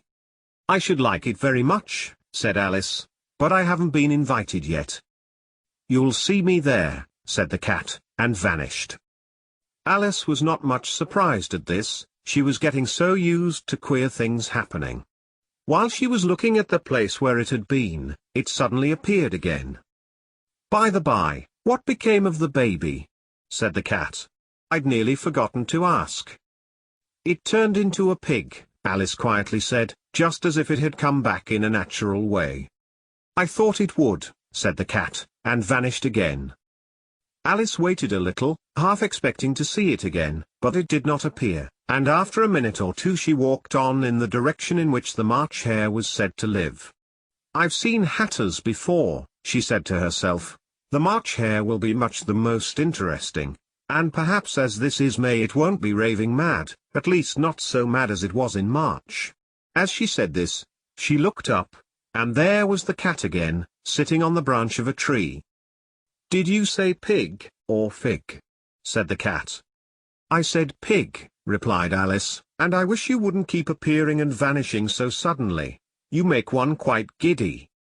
All right, said the cat, and this time it vanished quite slowly, beginning with the end of the tail, and ending with the grin, which remained some time after the rest of it had gone. Well, I've often seen a cat without a grin, thought Alice, but a grin without a cat. It's the most curious thing I ever saw in my life. She had not gone much farther before she came in sight of the house of the March hare, She thought it must be the right house, because the chimneys were shaped like ears and the roof was thatched with fur.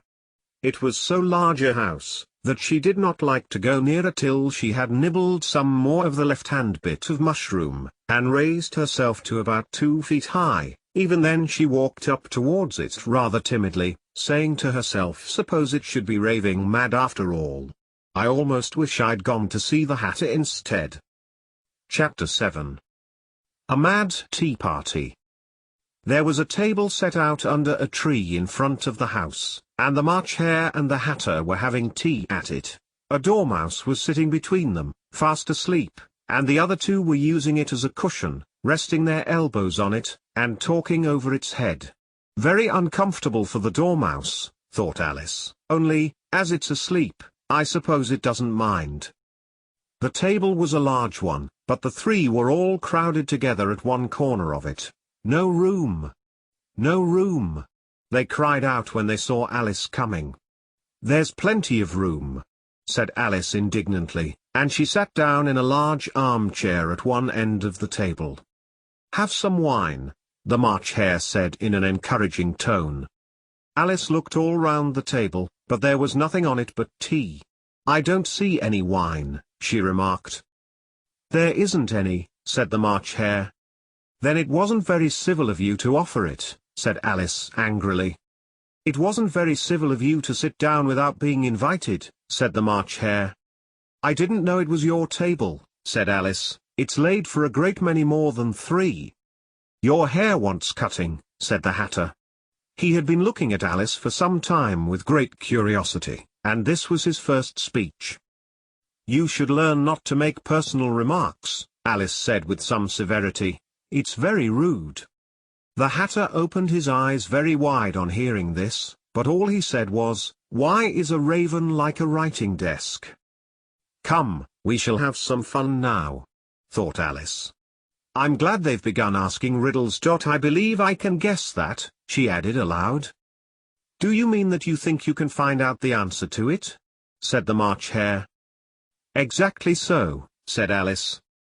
Then you should say what you mean, the March Hare went on. I do, Alice hastily replied. At least I mean what I say, that's the same thing, you know. Not the same thing a bit, said the Hatter. You might just as well say that I see what I eat is the same thing as I eat what I see. You might just as well say, added the March Hare, that I like what I get is the same thing as I get what I like. You might just as well say, added the Dormouse, who seemed to be talking in his sleep, that I breathe when I sleep is the same thing as I sleep when I breathe. It is the same thing with you, said the Hatter, and here the conversation dropped, and the party sat silent for a minute, while Alice thought over all she could remember about ravens and writing desks, which wasn't much. The Hatter was the first to break the silence. What day of the month is it? He said, turning to Alice. He had taken his watch out of his pocket, and was looking at it uneasily, shaking it every now and then, and holding it to his ear. Alice considered a little, and then said, the 4th. 2 days wrong, sighed the Hatter. I told you butter wouldn't suit the works, he added, looking angrily at the March Hare.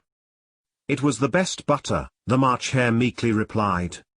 Yes, but some crumbs must have got in as well, the Hatter grumbled. You shouldn't have put it in with the bread knife. The March Hare took the watch and looked at it gloomily. Then he dipped it into his cup of tea, and looked at it again. But he could think of nothing better to say than his first remark, it was the best butter, you know. Alice had been looking over his shoulder with some curiosity.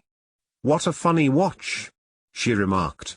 It tells the day of the month, and doesn't tell what o'clock it is. Why should it? Muttered the Hatter. Does your watch tell you what year it is? Of course not, Alice replied very readily, but that's because it stays the same year for such a long time together. Which is just the case with mine, said the Hatter. Alice felt dreadfully puzzled. The Hatter's remark seemed to have no sort of meaning in it, and yet it was certainly English. I don't quite understand you, she said, as politely as she could. The Dormouse is asleep again, said the Hatter, and he poured a little hot tea upon its nose. The Dormouse shook its head impatiently, and said, without opening its eyes, of course, just what I was going to remark myself. Have you guessed the riddle yet? The Hatter said, turning to Alice again. No, I give it up, Alice replied. What's the answer? I haven't the slightest idea, said the Hatter. Nor I, said the March Hare. Alice sighed wearily. I think you might do something better with the time, she said, than waste it in asking riddles that have no answers. If you knew time as well as I do, said the Hatter, you wouldn't talk about wasting it. It's him. I don't know what you mean, said Alice. Of course you don't, the Hatter said, tossing his head contemptuously. I dare say you never even spoke to time. Perhaps not, Alice cautiously replied, but I know I have to beat time when I learn music. Ah, that accounts for it, said the Hatter. He won't stand beating. Now, if you only kept on good terms with him, he'd do almost anything you liked with the clock. For instance, suppose it were 9 o'clock in the morning, just time to begin lessons. You'd only have to whisper a hint to time, and round goes the clock in a twinkling. 1:30, time for dinner. I only wish it was, the March Hare said to itself in a whisper. That would be grand, certainly, said Alice thoughtfully, but then, I shouldn't be hungry for it, you know. Not at first, perhaps, said the Hatter, but you could keep it to 1:30 as long as you liked. Is that the way you manage? Alice asked. The Hatter shook his head mournfully. Not I, he replied. We quarrelled last March, just before he went mad, you know, pointing with his teaspoon at the March Hare. It was at the great concert given by the Queen of Hearts, and I had to sing. Twinkle, twinkle, little bat. How I wonder what you're at. You know the song, perhaps? I've heard something like it, said Alice. It goes on, you know, the Hatter continued, in this way. Up above the world you fly, like a tea tray in the sky. Twinkle, twinkle. Here the Dormouse shook itself, and began singing in its sleep. Twinkle, twinkle, twinkle, twinkle, and went on so long that they had to pinch it to make it stop. Well, I'd hardly finished the first verse, said the Hatter, when the Queen jumped up and bawled out, He's murdering the time. Off with his head. How dreadfully savage! Exclaimed Alice. And ever since that, the Hatter went on in a mournful tone, he won't do a thing I ask. It's always 6 o'clock now. A bright idea came into Alice's head. Is that the reason so many tea things are put out here? She asked. Yes, that's it, said the Hatter with a sigh. It's always tea time, and we've no time to wash the things between whiles. Then you keep moving round, I suppose? Said Alice. Exactly so, said the Hatter, as the things get used up. But what happens when you come to the beginning again? Alice ventured to ask. Suppose we change the subject, the March Hare interrupted, yawning. I'm getting tired of this. I vote the young lady tells us a story. I'm afraid I don't know one, said Alice, rather alarmed at the proposal. Then the Dormouse shall. They both cried. Wake up, Dormouse. And they pinched it on both sides at once. The Dormouse slowly opened his eyes. I wasn't asleep, he said in a hoarse, feeble voice. I heard every word you fellows were saying. Tell us a story, said the March Hare. Yes, please do, pleaded Alice. And be quick about it, added the Hatter, or you'll be asleep again before it's done. Once upon a time there were 3 little sisters, the Dormouse began in a great hurry, and their names were Elsie, Lacey, and Tilly, and they lived at the bottom of a well. What did they live on? Said Alice, who always took a great interest in questions of eating and drinking. They lived on treacle, said the Dormouse, after thinking a minute or two. They couldn't have done that, you know, Alice gently remarked. They'd have been ill. So they were, said the Dormouse.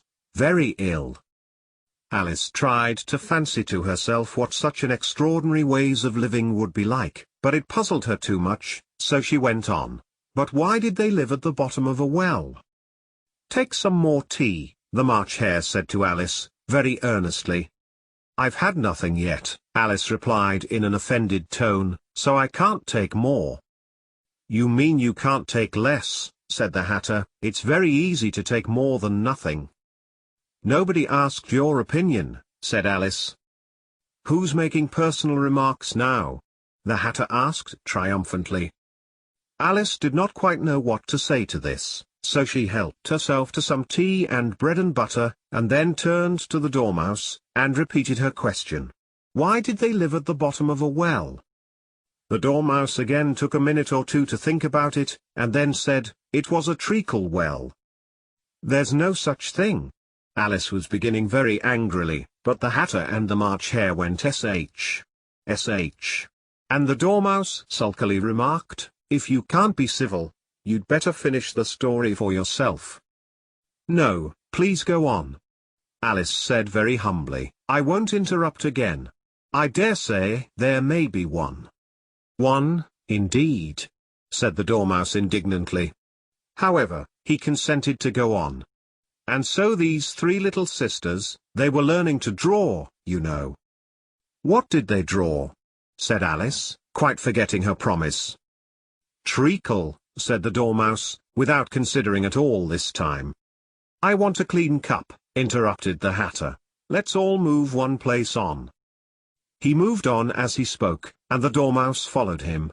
The March Hare moved into the Dormouse's place, and Alice rather unwillingly took the place of the March Hare. The Hatter was the only one who got any advantage from the change, and Alice was a good deal worse off than before, as the March Hare had just upset the milk jug into his plate. Alice did not wish to offend the Dormouse again, so she began very cautiously. "But I don't understand. Where did they draw the treacle from?" "You can draw water out of a water well," said the Hatter, "so I should think you could draw treacle out of a treacle well, eh, stupid?" "But they were in the well," Alice said to the Dormouse, not choosing to notice this last remark. "Of course they were," said the Dormouse, "well in." This answer so confused poor Alice, that she let the Dormouse go on for some time without interrupting it. "They were learning to draw," the Dormouse went on, yawning and rubbing its eyes, for it was getting very sleepy. "And they drew all manner of things, everything that begins with an M." "Why with an M?" said Alice. "Why not?" said the March Hare. Alice was silent. The Dormouse had closed its eyes by this time, and was going off into a doze, but, on being pinched by the Hatter, it woke up again with a little shriek, and went on. "That begins with an M, such as mousetraps, and the moon, and memory, and muchness. You know you say things are much of a muchness. Did you ever see such a thing as a drawing of a muchness?" "Really, now you ask me," said Alice, very much confused, "I don't think." "Then you shouldn't talk," said the Hatter. This piece of rudeness was more than Alice could bear. She got up in great disgust, and walked off. The Dormouse fell asleep instantly, and neither of the others took the least notice of her going, though she looked back once or twice, half hoping that they would call after her. The last time she saw them, they were trying to put the Dormouse into the teapot. "At any rate I'll never go there again," said Alice as she picked her way through the wood. "It's the stupidest tea party I ever was at in all my life." Just as she said this, she noticed that one of the trees had a door leading right into it. "That's very curious," she thought. "But everything's curious today. I think I may as well go in at once." And in she went. Once more she found herself in the long hall, and close to the little glass table. "Now, I'll manage better this time," she said to herself, and began by taking the little golden key, and unlocking the door that led into the garden. Then she went to work nibbling at the mushroom. She had kept a piece of it in her pocket, till she was about a foot high. Then she walked down the little passage. And then, she found herself at last in the beautiful garden, among the bright flower beds and the cool fountains. Chapter 8. The Queen's Croquet Ground. A large rose tree stood near the entrance of the garden. The roses growing on it were white, but there were 3 gardeners at it, busily painting them red. Alice thought this a very curious thing, and she went nearer to watch them. And just as she came up to them she heard one of them say, "Look out now, 5. Don't go splashing paint over me like that." "I couldn't help it," said 5, in a sulky tone. 7 jogged my elbow. On which 7 looked up and said, "That's right, 5. Always lay the blame on others." "You'd better not talk," said 5. "I heard the Queen say only yesterday you deserved to be beheaded." "What for?" said the one who had spoken first. "That's none of your business, too," said 7. "Yes, it is his business," said 5, "and I'll tell him. It was for bringing the cooked tulip roots instead of onions." 7 flung down his brush, and had just begun well, of all the unjust things, when his eye chanced to fall upon Alice, as she stood watching them, and he checked himself suddenly. The others looked round also, and all of them bowed low. "Would you tell me," said Alice, a little timidly, "why you are painting those roses?" 5 and 7 said nothing, but looked at 2. 2 began in a low voice, "Why, the fact is, you see, miss, this here ought to have been a red rose tree, and we put a white one in by mistake, and if the Queen was to find it out, we should all have our heads cut off, you know. So you see, miss, we're doing our best, afore she comes, too." At this moment 5, who had been anxiously looking across the garden, called out, "The Queen! The Queen!" And the 3 gardeners instantly threw themselves flat upon their faces. There was a sound of many footsteps, and Alice looked round, eager to see the Queen. First came 10 soldiers carrying clubs. These were all shaped like the 3 gardeners, oblong and flat, with their hands and feet at the corners. Next the 10 courtiers. These were ornamented all over with diamonds, and walked 2 and 2, as the soldiers did. After these came the royal children. There were 10 of them, and the little dears came jumping merrily along hand, in couples. They were all ornamented with hearts. Next came the guests, mostly kings and queens, and among them Alice recognized the White Rabbit. It was talking in a hurried, nervous manner, smiling at everything that was said, and went by without noticing her. Then followed the Knave of Hearts, carrying the king's crown on a crimson velvet cushion, and, last of all this grand procession, came the King and Queen of Hearts. Alice was rather doubtful whether she ought not to lie down on her face like the 3 gardeners, but she could not remember ever having heard of such a rule at processions, and besides, what would be the use of a procession, thought she, if people had all to lie down upon their faces, so that they couldn't see it? So she stood still where she was, and waited. When the procession came opposite to Alice, they all stopped and looked at her, and the Queen said severely, "Who is this?" She said it to the Knave of Hearts, who only bowed and smiled in reply. "Idiot," said the Queen, tossing her head impatiently, and, turning to Alice, she went on, "What's your name, child?" "My name is Alice, so please your Majesty," said Alice very politely, but she added, to herself, "Why, they're only a pack of cards, after all. I needn't be afraid of them." "And who are these?" said the Queen, pointing to the 3 gardeners who were lying round the rose tree, for, you see, as they were lying on their faces, and the pattern on their backs was the same as the rest of the pack, she could not tell whether they were gardeners, or soldiers, or courtiers, or 3 of her own children. "How should I know?" said Alice, surprised at her own courage. "It's no business of mine." The Queen turned crimson with fury, and, after glaring at her for a moment like a wild beast, screamed off with her head. "Off." "Nonsense," said Alice, very loudly and decidedly, and the Queen was silent. The King laid his hand upon her arm, and timidly said, "Consider, my dear, she is only a child. The queen turned angrily away from him, and said to the knave, "Turn them over." The knave did so, very carefully, with one foot. "Get up," said the queen, in a shrill, loud voice, and the three gardeners instantly jumped up, and began bowing to the king, the queen, the royal children, and everybody else. "Leave off that!" screamed the queen. "You make me giddy." And then, turning to the rose tree, she went on, "What have you been doing here?"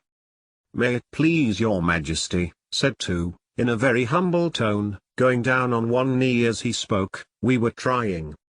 "I see," said the queen, who had meanwhile been examining the roses. "Off with their heads." And the procession moved on, three of the soldiers remaining behind to execute the unfortunate gardeners, who ran to Alice for protection. "You shan't be beheaded," said Alice, and she put them into a large flower pot that stood near. The three soldiers wandered about for a minute or two, looking for them, and then quietly marched off after the others. "Are their heads off?" shouted the queen. "Their heads are gone, if it please your majesty," the soldiers shouted in reply. "That's right," shouted the queen. "Can you play croquet?" The soldiers were silent, and looked at Alice, as the question was evidently meant for her. "Yes," shouted Alice. "Come on, then," roared the queen, and Alice joined the procession, wondering very much what would happen next. It's a very fine day," said a timid voice at her side. She was walking by the white rabbit, who was peeping anxiously into her face. "Very," said Alice. "Where's the Duchess?" "Hush, hush," said the rabbit in a low, hurried tone. He looked anxiously over his shoulder as he spoke, and then raised himself upon tiptoe, put his mouth close to her ear, and whispered, "She's under sentence of execution." "What for?" said Alice. "Did you say what a pity?" the rabbit asked. "No, I didn't," said Alice. "I don't think it's at all a pity. I said what for." "She boxed the queen's ears," the rabbit began. Alice gave a little scream of laughter. "Oh, hush!" the rabbit whispered in a frightened tone. "The queen will hear you. You see, she came rather late," and the queen said. "Get to your places," shouted the queen in a voice of thunder, and people began running about in all directions, tumbling up against each other. However, they got settled down in a minute or two, and the game began. Alice thought she had never seen such a curious croquet ground in her life. It was all ridges and furrows, the balls were live hedgehogs, the mallets live flamingos, and the soldiers had to double themselves up and to stand on their hands and feet. The chief difficulty Alice found at first was in managing her flamingo. She succeeded in getting its body tucked away, comfortably enough, under her arm, with its legs hanging down, but generally, just as she had got its neck nicely straightened out, and was going to give the hedgehog a blow with its head, it would twist itself round and look up in her face, with such a puzzled expression that she could not help bursting out laughing. And when she had got its head down, and was going to begin again, it was very provoking to find that the hedgehog had unrolled itself, and was in the act of crawling away. Besides all this, there was generally a ridge or furrow in the way wherever she wanted to send the hedgehog to, and, as the doubled-up soldiers were always getting up and walking off to other parts of the ground, Alice soon came to the conclusion that it was a very difficult game indeed. The players all played at once without waiting for turns, quarrelling all the while, and fighting for the hedgehogs, and in a very short time the queen was in a furious passion, and went stamping about, and shouting "off with his head!" or "off with her head!" about once in a minute. Alice began to feel very uneasy. To be sure, she had not as yet had any dispute with the queen, but she knew that it might happen any minute. And then, thought she, what would become of me? They're dreadfully fond of beheading people here. The great wonder is, that there's anyone left alive. She was looking about for some way of escape, and wondering whether she could get away without being seen, when she noticed a curious appearance in the air. It puzzled her very much at first. but, after watching it a minute or two, she made it out to be a grin, and she said to herself, "It's the Cheshire Cat. Now I shall have somebody to talk to." "How are you getting on?" said the cat, as soon as there was mouth enough for it to speak with. Alice waited till the eyes appeared, and then nodded. "It's no use speaking to it," she thought, "till its ears have come, or at least one of them." In another minute the whole head appeared, and then Alice put down her flamingo, and began an account of the game, feeling very glad she had someone to listen to her. The cat seemed to think that there was enough of it now in sight, and no more of it appeared. "I don't think they play at all fairly," Alice began, in rather a complaining tone, "and they all quarrel so dreadfully one can't hear oneself speak, and they don't seem to have any rules in particular. At least, if there are, nobody attends to them, and you've no idea how confusing it is, all the things being alive. For instance, there's the arch I've got to go through next, walking about at the other end of the ground, and I should have croqueted the Queen's hedgehog just now, only it ran away when it saw mine coming." "How do you like the Queen?" said the cat in a low voice. "Not at all," said Alice, "she's so extremely—" Just then she noticed that the Queen was close behind her, listening, so she went on, likely to win, that it's hardly worthwhile finishing the game. The Queen smiled and passed on. "Who are you talking to?" said the King, going up to Alice, and looking at the cat's head with great curiosity. "It's a friend of mine, a Cheshire Cat," said Alice. "Allow me to introduce it." "I don't like the look of it at all," said the King. "However, it may kiss my hand if it likes." "I'd rather not," the cat remarked. "Don't be impertinent," said the King, "and don't look at me like that." He got behind Alice as he spoke. "A cat may look at a king," said Alice. "I've read that in some book, but I don't remember where." "Well, it must be removed," said the King very decidedly, and he called the Queen, who was passing at the moment, "My dear, I wish you would have this cat removed." The Queen had only one way of settling all difficulties, great or small. "Off with his head," she said, without even looking round. "I'll fetch the executioner myself," said the King eagerly, and he hurried off. Alice thought she might as well go back, and see how the game was going on, as she heard the Queen's voice in the distance, screaming with passion. She had already heard her sentence 3 of the players to be executed for having missed their turns, and she did not like the look of things at all, as the game was in such confusion that she never knew whether it was her turn or not. So she went in search of her hedgehog.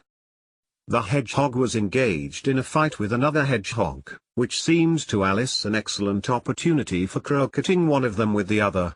The only difficulty was, that her flamingo was gone across to the other side of the garden, where Alice could see it trying in a helpless sort of way to fly up into a tree. By the time she had caught the flamingo and brought it back, the fight was over, and both the hedgehogs were out of sight. "But it doesn't matter much," thought Alice, "as all the arches are gone from this side of the ground." So she tucked it away under her arm, that it might not escape again, and went back for a little more conversation with her friend. When she got back to the Cheshire Cat, she was surprised to find quite a large crowd collected round it. There was a dispute going on between the executioner, the King, and the Queen, who were all talking at once, while all the rest were quite silent, and looked very uncomfortable.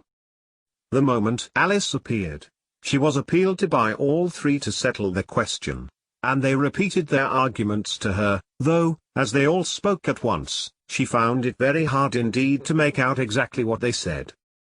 The executioner's argument was, that you couldn't cut off a head unless there was a body to cut it off from, that he had never had to do such a thing before, and he wasn't going to begin at his time of life. The King's argument was, that anything that had a head could be beheaded, and that you weren't to talk nonsense. The Queen's argument was, that if something wasn't done about it in less than no time she'd have everybody executed, all round. It was this last remark that had made the whole party look so grave and anxious. Alice could think of nothing else to say but "It belongs to the Duchess. You'd better ask her about it." "She's in prison," the queen said to the executioner. "Fetch her here." And the executioner went off like an arrow. The cat's head began fading away the moment he was gone, and, by the time he had come back with the Duchess, it had entirely disappeared. So the king and the executioner ran wildly up and down looking for it, while the rest of the party went back to the game. Chapter 9. The Mock Turtle's Story. "You can't think how glad I am to see you again, you dear old thing," said the Duchess, as she tucked her arm affectionately into Alice's, and they walked off together. Alice was very glad to find her in such a pleasant temper, and thought to herself that perhaps it was only the pepper that had made her so savage when they met in the kitchen. "When I'm a duchess," she said to herself, not in a very hopeful tone though, "I won't have any pepper in my kitchen at all. Soup does very well without. Maybe it's always pepper that makes people hot-tempered," she went on, very much pleased at having found out a new kind of rule, "and vinegar that makes them sour, and chamomile that makes them bitter, and barley sugar and such things that make children sweet-tempered. I only wish people knew that, then they wouldn't be so stingy about it, you know." She had quite forgotten the Duchess by this time, and was a little startled when she heard her voice close to her ear. "You're thinking about something, my dear, and that makes you forget to talk. I can't tell you just now what the moral of that is, but I shall remember it in a bit." "Perhaps it hasn't one," Alice ventured to remark. "Tut, tut, child," said the Duchess. "Everything's got a moral, if only you can find it." And she squeezed herself up closer to Alice's side as she spoke. Alice did not much like keeping so close to her, first, because the Duchess was very ugly, and secondly, because she was exactly the right height to rest her chin upon Alice's shoulder, and it was an uncomfortably sharp chin. However, she did not like to be rude, so she bore it as well as she could. "The game's going on rather better now," she said, by way of keeping up the conversation a little.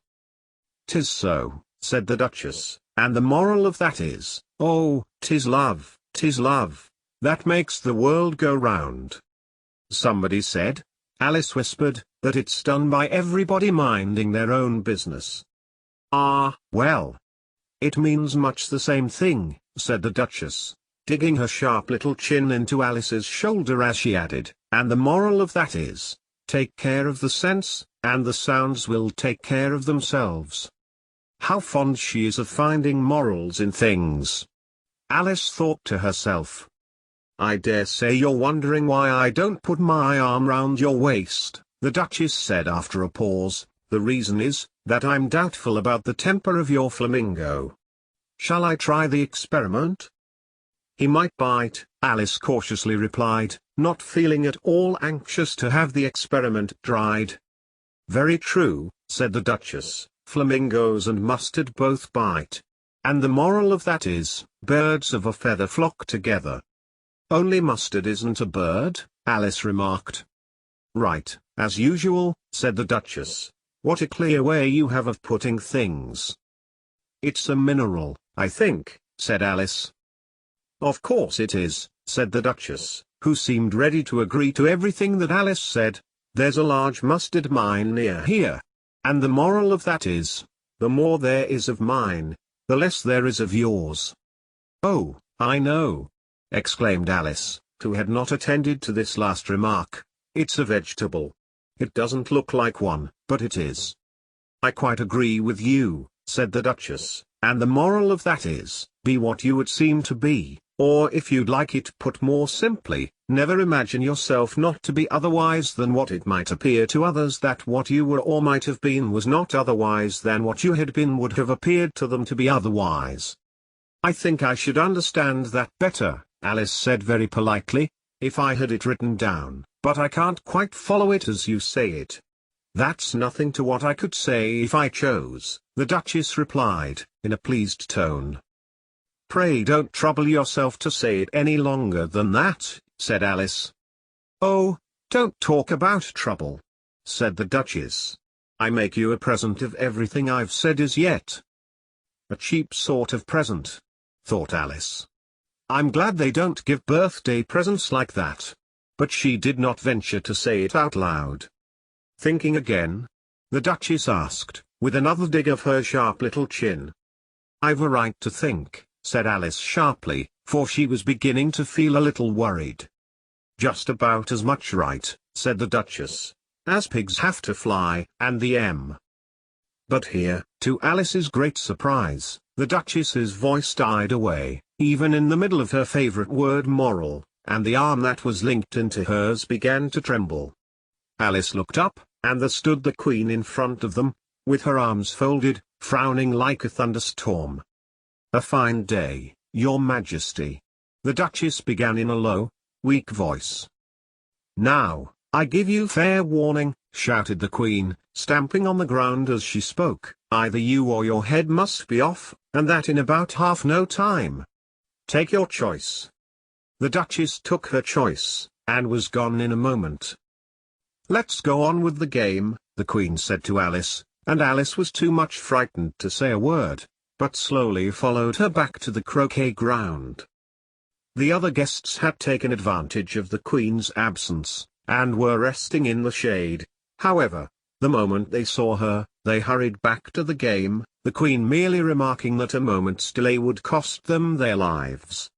All the time they were playing, the Queen never left off quarrelling with the other players, and shouting off with his head, or off with her head. Those whom she sentenced were taken into custody by the soldiers, who of course had to leave off being archers to do this, so that by the end of half an hour or so there were no archers left, and all the players, except the King, the Queen, and Alice, were in custody and under sentence of execution. Then the Queen left off, quite out of breath, and said to Alice, "Have you seen the Mock Turtle yet?" "No," said Alice.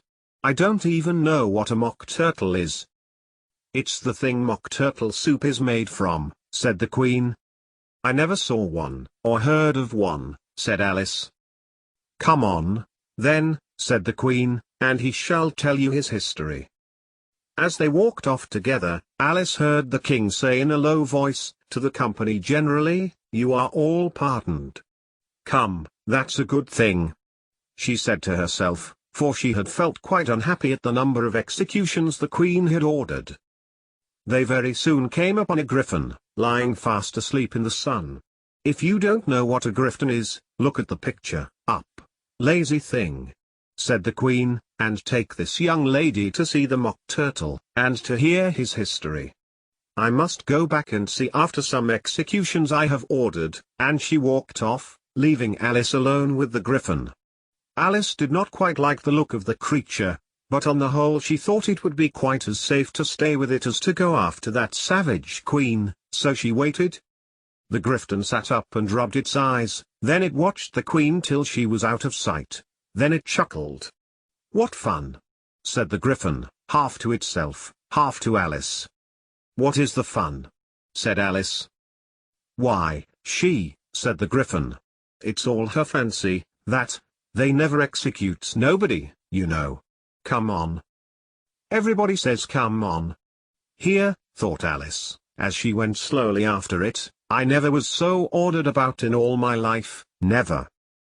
They had not gone far before they saw the Mock Turtle in the distance, sitting sad and lonely on a little ledge of rock, and, as they came nearer, Alice could hear him sighing as if his heart would break. She pitied him deeply. "What is his sorrow?" she asked the griffin, and the griffin answered, very nearly in the same words as before, "It's all his fancy, that. He hasn't got no sorrow, you know. Come on." So they went up to the Mock Turtle, who looked at them with large eyes full of tears, but said nothing. "This here young lady," said the griffin, "she wants for to know your history, she do." "I'll tell it her," said the Mock Turtle in a deep, hollow tone. "Sit down, both of you, and don't speak a word till I've finished." So they sat down, and nobody spoke for some minutes. Alice thought to herself, I don't see how he can ever finish, if he doesn't begin. But she waited patiently. "Once," said the Mock Turtle at last, with a deep sigh, "I was a real turtle." These words were followed by a very long silence, broken only by an occasional exclamation of HJCKRRH from the Griffin, and the constant heavy sobbing of the Mock Turtle. Alice was very nearly getting up and saying, "Thank you, sir, for your interesting story," but she could not help thinking there must be more to come, so she sat still and said nothing. "When we were little," the Mock Turtle went on at last, more calmly, though still sobbing a little now and then, "we went to school in the sea. The master was an old turtle. We used to call him Tortoise." "Why did you call him Tortoise, if he wasn't one?" Alice asked. "We called him Tortoise because he taught us," said the Mock Turtle angrily. "Really, you are very dull. You ought to be ashamed of yourself for asking such a simple question," added the Griffin, and then they both sat silent and looked at poor Alice, who felt ready to sink into the earth. At last the Griffin said to the Mock Turtle, "Drive on, old fellow. Don't be all day about it." And he went on in these words. "Yes, we went to school in the sea, though you mayn't believe it." "I never said I didn't," interrupted Alice. "You did," said the Mock Turtle. "Hold your tongue," added the Griffin, before Alice could speak again. The Mock Turtle went on. "We had the best of educations. In fact, we went to school every day." "I've been to a day school, too," said Alice. "You needn't be so proud as all that." "With extras?" asked the Mock Turtle a little anxiously. "Yes," said Alice, "we learned French and music." "And washing?" said the Mock Turtle. "Certainly not," said Alice indignantly. "Ah! Then yours wasn't a really good school," said the Mock Turtle in a tone of great relief. "Now at ours they had at the end of the bill, French, music, and washing, extra." "You couldn't have wanted it much," said Alice, living at the bottom of the sea. "I couldn't afford to learn it," said the Mock Turtle with a sigh. "I only took the regular course." "What was that?" inquired Alice. "Reeling and writhing, of course, to begin with," the Mock Turtle replied, "and then the different branches of arithmetic, ambition, distraction, uglification, and derision." "I never heard of uglification," Alice ventured to say. "What is it?" The Griffin lifted up both its paws in surprise. "What? Never heard of uglifying?" it exclaimed. "You know what to beautify is, I suppose?" "Yes," said Alice doubtfully. "It means to make anything prettier." "Well, then," the Griffin went on, "if you don't know what to uglify is, you are a simpleton." Alice did not feel encouraged to ask any more questions about it, so she turned to the Mock Turtle, and said, "What else had you to learn?" "Well, there was mystery," the Mock Turtle replied, counting off the subjects on his flappers: mystery, ancient and modern, with seagraphy, then drawling. The drawling master was an old conger eel, that used to come once a week. He taught us drawling, stretching, and fainting in coils. "What was that like?" said Alice. "Well, I can't show it you myself," the Mock Turtle said. "I'm too stiff. And the Griffin never learnt it." "Hadn't time," said the Griffin. "I went to the classics master, though. He was an old crab, he was." "I never went to him," the Mock Turtle said with a sigh. "He taught laughing and grief, they used to say." So he did," said the Griffin, sighing in his turn, and both creatures hid their faces in their paws. "And how many hours a day did you do lessons?" said Alice, in a hurry to change the subject. 10 hours the first day," said the Mock Turtle, 9 the next, and so on. "What a curious plan!" exclaimed Alice. "That's the reason they're called lessons," the Griffin remarked, "because they lesson from day to day." This was quite a new idea to Alice, and she thought it over a little before she made her next remark. "Then the 11th day must have been a holiday." "Of course it was," said the Mock Turtle. "And how did you manage on the 12th?" Alice went on eagerly. "That's enough about lessons," the Griffin interrupted in a very decided tone. "Tell her something about the games now." Chapter 10. The Lobster Quadrille. The Mock Turtle sighed deeply, and drew the back of one flapper across his eyes. He looked at Alice, and tried to speak, but for a minute or two sobs choked his voice. "Same as if he had a bone in his throat," said the Griffin, and it set to work shaking him and punching him in the back. At last the Mock Turtle recovered his voice, and, with tears running down his cheeks, he went on again. "You may not have lived much under the sea, I haven't," said Alice, "and perhaps you were never even introduced to a lobster." Alice began to say "I once tasted," but checked herself hastily, and said "No, never, so you can have no idea what a delightful thing a lobster quadrille is." "No, indeed," said Alice. "What sort of a dance is it?" "Why," said the Griffin, "you first form into a line along the seashore." "Two lines!" cried the Mock Turtle. "Seals, turtles, salmon, and so on, then, when you've cleared all the jellyfish out of the way." "That generally takes some time," interrupted the Griffin. "You advance twice, each with a lobster as a partner," cried the Griffin. "Of course," the Mock Turtle said, "advance twice, set to partners. Change lobsters, and retire in same order," continued the Griffin. "Then, you know," the Mock Turtle went on, "you throw the lobsters," shouted the Griffin, with a bound into the air, "as far out to sea as you can. Swim after them," screamed the Griffin. "Turn a somersault in the sea," cried the Mock Turtle, capering wildly about. "Change lobsters again," yelled the Griffin at the top of its voice. "Back to land again, and that's all the first figure," said the Mock Turtle, suddenly dropping his voice, and the two creatures, who had been jumping about like mad things all this time, sat down again very sadly and quietly, and looked at Alice. "It must be a very pretty dance," said Alice timidly. "Would you like to see a little of it?"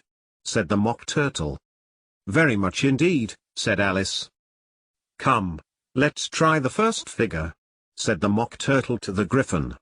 "We can do without lobsters, you know. Which shall sing?" "Oh, you sing," said the Griffin. "I've forgotten the words." So they began solemnly dancing round and round Alice, every now and then treading on her toes when they passed too close, and waving their forepaws to mark the time, while the Mock Turtle sang this, very slowly and sadly. "Will you walk a little faster?" said a whiting to a snail. "There's a porpoise close behind us, and he's treading on my tail. See how eagerly the lobsters and the turtles all advance. They are waiting on the shingle. Will you come and join the dance? Will you, won't you? Will you, won't you? Will you join the dance? Will you, won't you? Will you, won't you? Won't you join the dance? You can really have no notion how delightful it will be when they take us up and throw us, with the lobsters, out to sea."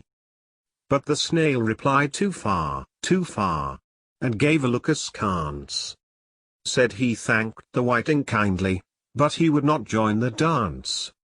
Would not, could not, would not, could not, would not join the dance. Would not, could not, would not, could not join the dance. What matters it how far we go? His scaly friend replied. There is another shore, you know, up on the other side. The further off from England the nearer is to France. Then turn not pale, beloved snail, but come and join the dance. Will you, won't you? Will you, won't you? Will you join the dance? Will you, won't you? Will you, won't you? Won't you join the dance? Thank you. It's a very interesting dance to watch, said Alice, feeling very glad that it was over at last, and I do so like that curious song about the whiting. Oh, as to the whiting, said the Mock Turtle, you've seen them, of course. Yes, said Alice, I've often seen them at din. She checked herself hastily. I don't know where Din may be, said the Mock Turtle, but if you've seen them so often, of course you know what they're like. I believe so, Alice replied thoughtfully. They have their tails in their mouths, and they're all over crumbs. You're wrong about the crumbs, said the Mock Turtle. Crumbs would all wash off in the sea. But they have their tails in their mouths, and the reason is. Here the Mock Turtle yawned and shut his eyes. Tell her about the reason and all that, he said to the Griffin. The reason is, said the Griffin, that they would go with the lobsters to the dance. So they got thrown out to sea. So they had to fall a long way. So they got their tails fast in their mouths. So they couldn't get them out again. That's all. Thank you, said Alice. It's very interesting. I never knew so much about a whiting before. I can tell you more than that, if you like, said the Griffin. Do you know why it's called a whiting? I never thought about it, said Alice. Why? It does the boots and shoes, the Griffin replied very solemnly. Alice was thoroughly puzzled. Does the boots and shoes? She repeated in a wondering tone. Why, what are your shoes done with? Said the Griffin. I mean, what makes them so shiny? Alice looked down at them, and considered a little before she gave her answer. They're done with blacking, I believe. Boots and shoes under the sea, the Griffin went on in a deep voice, are done with a whiting. Now you know. And what are they made of? Alice asked in a tone of great curiosity. Soles and deals, of course, the Griffin replied rather impatiently. Any shrimp could have told you that.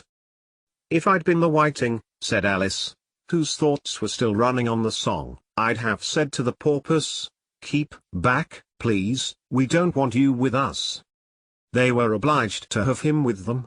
The Mock Turtle said, no wise fish would go anywhere without a porpoise. Wouldn't it really? Said Alice in a tone of great surprise. Of course not, said the Mock Turtle. Why, if a fish came to me, and told me he was going a journey, I should say with what purpose? Don't you mean purpose? Said Alice. I mean what I say, the Mock Turtle replied in an offended tone. And the Griffin added, come, let's hear some of your adventures.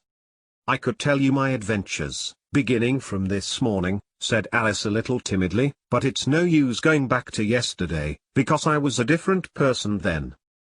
Explain all that, said the Mock Turtle. No, no. The adventures first, said the Griffin in an impatient tone. Explanations take such a dreadful time.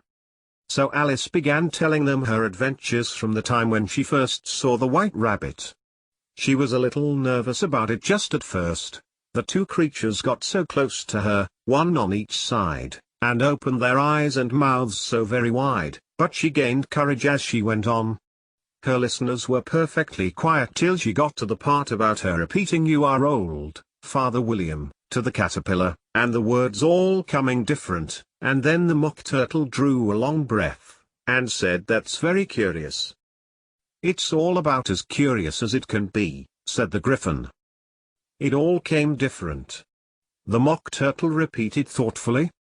"I should like to hear her try and repeat something now. Tell her to begin." He looked at the Griffin as if he thought it had some kind of authority over Alice. "Stand up and repeat," hissed the voice of the sluggard, said the Griffin. How the creatures order one about, and make one repeat lessons, thought Alice. I might as well be at school at once. However, she got up, and began to repeat it, but her head was so full of the lobster quadrille, that she hardly knew what she was saying, and the words came very queer indeed. "'Tis the voice of the lobster," I heard him declare. "You have baked me too brown, I must sugar my hair. As a duck with its eyelids, so he with his nose trims his belt and his buttons, and turns out his toes." "That's different from what I used to say when I was a child," said the Griffin. "Well, I never heard it before," said the Mock Turtle, "but it sounds uncommon nonsense." Alice said nothing. She had sat down with her face in her hands, wondering if anything would ever happen in a natural way again. "I should like to have it explained," said the Mock Turtle. "She can't explain it," said the Griffin hastily. "Go on with the next verse." "But about his toes?" the Mock Turtle persisted. "How could he turn them out with his nose, you know?" "It's the first position in dancing," Alice said, but was dreadfully puzzled by the whole thing, and longed to change the subject. "Go on with the next verse," the Griffin repeated impatiently. "It begins, 'I passed by his garden.'" Alice did not dare to disobey, though she felt sure it would all come wrong, and she went on in a trembling voice. "I passed by his garden, and marked, with one eye, how the owl and the panther were sharing a pie." "What is the use of repeating all that stuff?" the Mock Turtle interrupted, "if you don't explain it as you go on.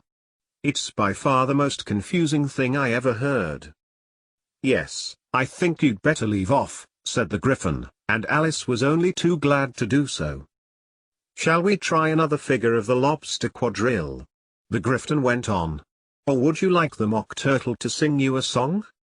"Oh, a song, please, if the Mock Turtle would be so kind," Alice replied, so eagerly that the Griffin said, in a rather offended tone, "No accounting for tastes. Sing her turtle soup, will you, old fellow?" The Mock Turtle sighed deeply, and began, in a voice sometimes choked with sobs, to sing this: "Beautiful soup, so rich and green, waiting in a hot tureen. Who for such dainties would not stoop? Soup of the evening, beautiful soup. Soup of the evening, beautiful soup. Bo-o-atiful Sue, oh up. Bo-o-atiful Sue, oh up. Sue, oh up of the evening. Beautiful, beautiful soup. Beautiful soup. Who cares for fish, game, or any other dish? Who would not give all else for 2p? Pennyworth only of beautiful soup. Pennyworth only of beautiful soup. Bo-o-atiful Sue, oh up. Bo-o-atiful Sue, oh up. Sue, oh up of the evening. Beautiful, full soup.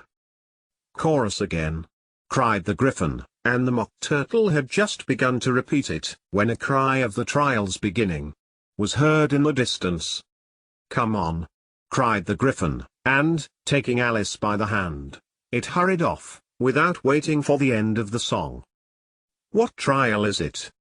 Alice panted as she ran, but the Griffin only answered, "Come on," and ran the faster, while more and more faintly came, carried on the breeze that followed them, the melancholy words: "Sue, oh up of the evening. Beautiful, beautiful soup." Chapter 11.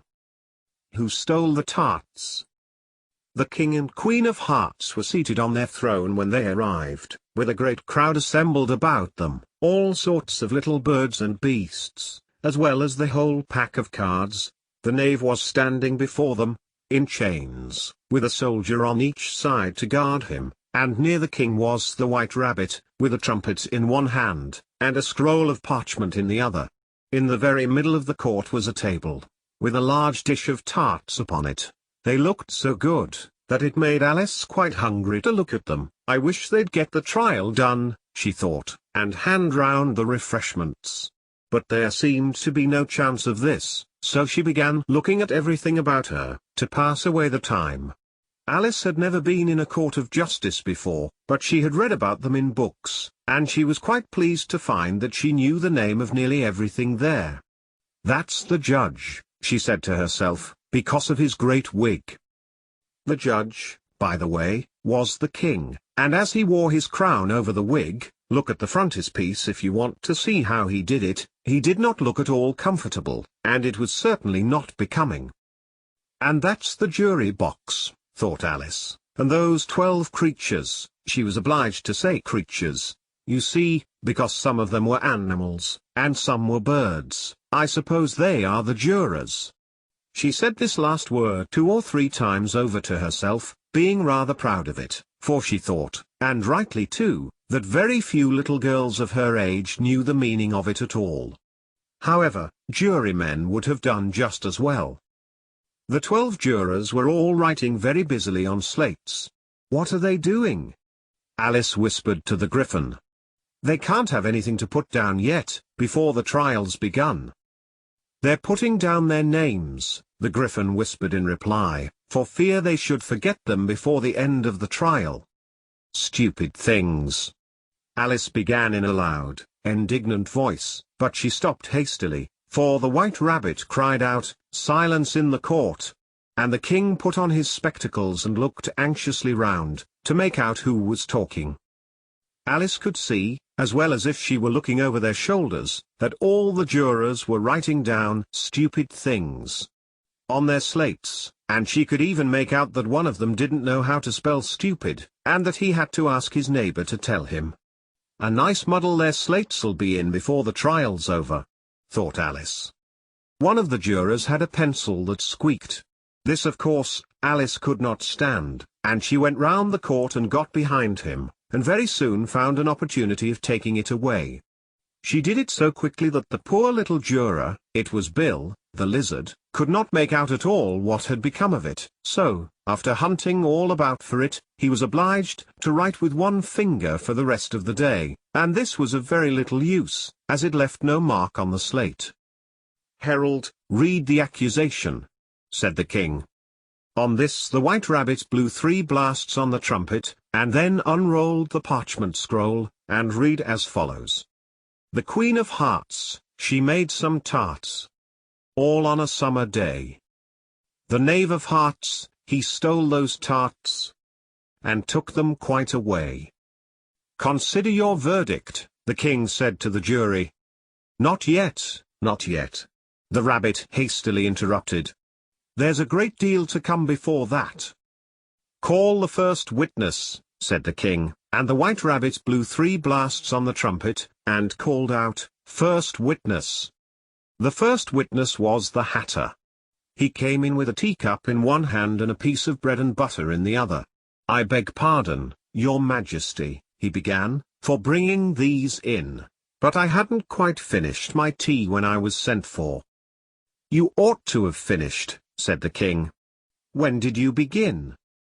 The Hatter looked at the March Hare, who had followed him into the court, arm in arm with the Dormouse. 14th of March, I think it was, he said. 15th, said the March Hare. 16th, added the Dormouse. "Write that down," the king said to the jury, and the jury eagerly wrote down all 3 dates on their slates, and then added them up, and reduced the answer to shillings and pence. "Take off your hat," the king said to the Hatter. "It isn't mine," said the Hatter. "Stolen!" the king exclaimed, turning to the jury, who instantly made a memorandum of the fact. "I keep them to sell," the Hatter added as an explanation. "I've none of my own. I'm a Hatter." Here the Queen put on her spectacles, and began staring at the Hatter, who turned pale and fidgeted. "Give your evidence," said the king, "and don't be nervous, or I'll have you executed on the spot." This did not seem to encourage the witness at all. He kept shifting from one foot to the other, looking uneasily at the Queen, and in his confusion he bit a large piece out of his teacup instead of the bread and butter. Just at this moment Alice felt a very curious sensation, which puzzled her a good deal until she made out what it was. She was beginning to grow larger again, and she thought at first she would get up and leave the court, but on second thoughts she decided to remain where she was as long as there was room for her. "I wish you wouldn't squeeze so," said the Dormouse, who was sitting next to her. "I can hardly breathe." "I can't help it," said Alice very meekly, "I'm growing." "You've no right to grow here," said the Dormouse. "Don't talk nonsense," said Alice more boldly. "You know you're growing too." "Yes, but I grow at a reasonable pace," said the Dormouse, "not in that ridiculous fashion." And he got up very sulkily and crossed over to the other side of the court. All this time the Queen had never left off staring at the Hatter, and, just as the Dormouse crossed the court, she said to one of the officers of the court, "Bring me the list of the singers in the last concert," on which the wretched Hatter trembled so, that he shook both his shoes off. "Give your evidence," the king repeated angrily, "or I'll have you executed, whether you're nervous or not." "I'm a poor man, your majesty," the hatter began, in a trembling voice, "and I hadn't begun my tea, not above a week or so, and what with the bread and butter getting so thin, and the twinkling of the tea." "The twinkling of the what?" said the king. "It began with the tea," the hatter replied. "Of course twinkling begins with a T," said the king sharply. "Do you take me for a dunce? Go on." "I'm a poor man," the hatter went on, "and most things twinkled after that, only the March Hare said." "I didn't." The March Hare interrupted in a great hurry. "You did," said the hatter. "I deny it," said the March Hare. "He denies it," said the king. "Leave out that part." "Well, at any rate," the Dormouse said, the hatter went on, looking anxiously round to see if he would deny it too, but the Dormouse denied nothing, being fast asleep. "After that," continued the hatter, "I cut some more bread and butter." "But what did the Dormouse say?" one of the jury asked. "That I can't remember," said the hatter. "You must remember," remarked the king, "or I'll have you executed." The miserable hatter dropped his teacup and bread and butter, and went down on one knee. "I'm a poor man, your majesty," he began. "You're a very poor speaker," said the king. Here one of the guinea pigs cheered, and was immediately suppressed by the officers of the court. As that is rather a hard word, I will just explain to you how it was done. They had a large canvas bag, which tied up at the mouth with strings. Into this they slipped the guinea pig, head first, and then sat upon it. "I'm glad I've seen that done," thought Alice. "I've so often read in the newspapers, at the end of trials, there was some attempts at applause, which was immediately suppressed by the officers of the court, and I never understood what it meant till now." "If that's all you know about it, you may stand down," continued the king. "I can't go no lower," said the hatter, "I'm on the floor, as it is." "Then you may sit down," the king replied. Here the other guinea pig cheered, and was suppressed. "Come, that finished the guinea pigs," thought Alice. "Now we shall get on better." "I'd rather finish my tea," said the hatter, with an anxious look at the queen, who was reading the list of singers. "You may go," said the king, and the hatter hurriedly left the court, without even waiting to put his shoes on. "And just take his head off outside," the queen added to one of the officers, but the hatter was out of sight before the officer could get to the door. "Call the next witness," said the king. The next witness was the Duchess's cook.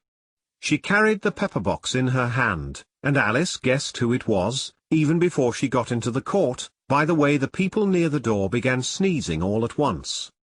"Give your evidence," said the king. "Shan't," said the cook. The king looked anxiously at the White Rabbit, who said in a low voice, "Your Majesty must cross-examine this witness." "Well, if I must, I must," the king said, with a melancholy air, and, after folding his arms and frowning at the cook till his eyes were nearly out of sight, he said in a deep voice, "What are tarts made of?" "Pepper, mostly," said the cook. "Treacle," said a sleepy voice behind her. "Collar that dormouse," the queen shrieked out. "Behead that dormouse. Turn that dormouse out of court. Suppress him. Pinch him. Off with his whiskers." For some minutes the whole court was in confusion, getting the dormouse turned out, and, by the time they had settled down again, the cook had disappeared. "Never mind," said the king, with an air of great relief. "Call the next witness." And he added in an undertone to the queen, "Really, my dear, you must cross-examine the next witness. It quite makes my forehead ache." Alice watched the White Rabbit as he fumbled over the list, feeling very curious to see what the next witness would be like, for they haven't got much evidence yet, she said to herself. Imagine her surprise, when the White Rabbit read out, at the top of his shrill little Chapter 12. Alice's Evidence. Here.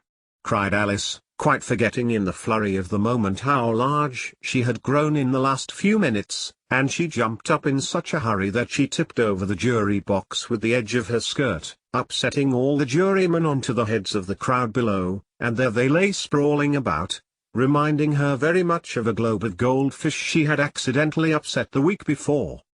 "Oh, I beg your pardon!" she exclaimed in a tone of great dismay, and began picking them up again as quickly as she could, for the accident of the goldfish kept running in her head, and she had a vague sort of idea that they must be collected at once and put back into the jury box, or they would die.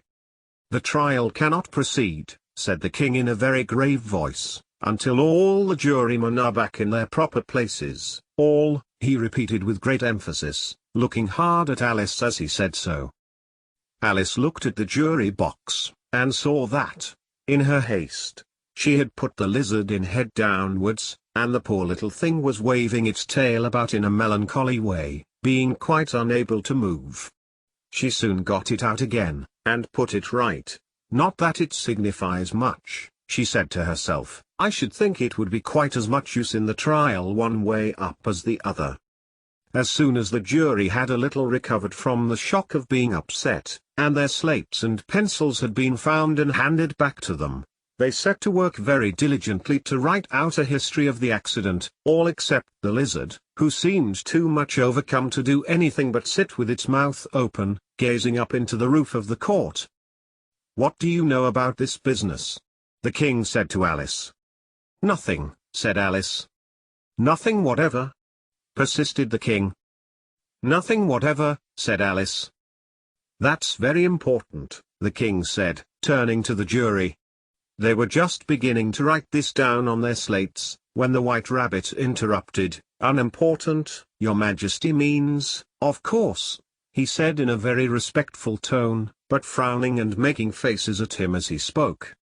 "Unimportant, of course, I meant," the king hastily said, and went on to himself in an undertone. "Important, unimportant, unimportant, important," as if he were trying which word sounded best. Some of the jury wrote it down important, and some unimportant. Alice could see this, as she was near enough to look over their slates, but it doesn't matter a bit, she thought to herself. At this moment the king, who had been for some time busily writing in his notebook, cackled out silence, and read out from his book, Rule 42. All persons more than a mile high to leave the court. Everybody looked at Alice. "I'm not a mile high," said Alice. "You are," said the king. "Nearly 2 miles high," added the queen. "Well, I shan't go, at any rate," said Alice. "Besides, that's not a regular rule. You invented it just now." "It's the oldest rule in the book," said the king. "Then it ought to be number 1, said Alice. The king turned pale, and shut his notebook hastily. "Consider your verdict," he said to the jury, in a low, trembling voice. "There's more evidence to come yet, please your majesty," said the White Rabbit, jumping up in a great hurry. "This paper has just been picked up." "What's in it?" said the Queen. "I haven't opened it yet," said the White Rabbit, "but it seems to be a letter, written by the prisoner to somebody." "It must have been that," said the king, "unless it was written to nobody, which isn't usual, you know." "Who is it directed to?" said one of the jurymen. "It isn't directed at all," said the White Rabbit. "In fact, there's nothing written on the outside." He unfolded the paper as he spoke, and added, "It isn't a letter, after all, it's a set of verses." "Are they in the prisoner's handwriting?" asked another of the jurymen. "No, they're not," said the White Rabbit, "and that's the queerest thing about it." The jury all looked puzzled. "He must have imitated somebody else's hand," said the king. The jury all brightened up again. "Please your majesty," said the knave, "I didn't write it, and they can't prove I did. There's no name signed at the end." "If you didn't sign it," said the king, "that only makes the matter worse. You must have meant some mischief, or else you'd have signed your name like an honest man." There was a general clapping of hands at this. It was the first really clever thing the king had said that day. "That proves his guilt," said the Queen. "It proves nothing of the sort," said Alice. "Why, you don't even know what they're about." "Read them," said the king. The White Rabbit put on his spectacles. "Where shall I begin, please your majesty?" he asked. "Begin at the beginning," the king said gravely, "and go on till you come to the end, then stop." These were the verses the White Rabbit read. "They told me you had been to her, and mentioned me to him. She gave me a good character, but said I could not swim. He sent them word I had not gone. We know it to be true. If she should push the matter on, what would become of you? I gave her one, they gave him two.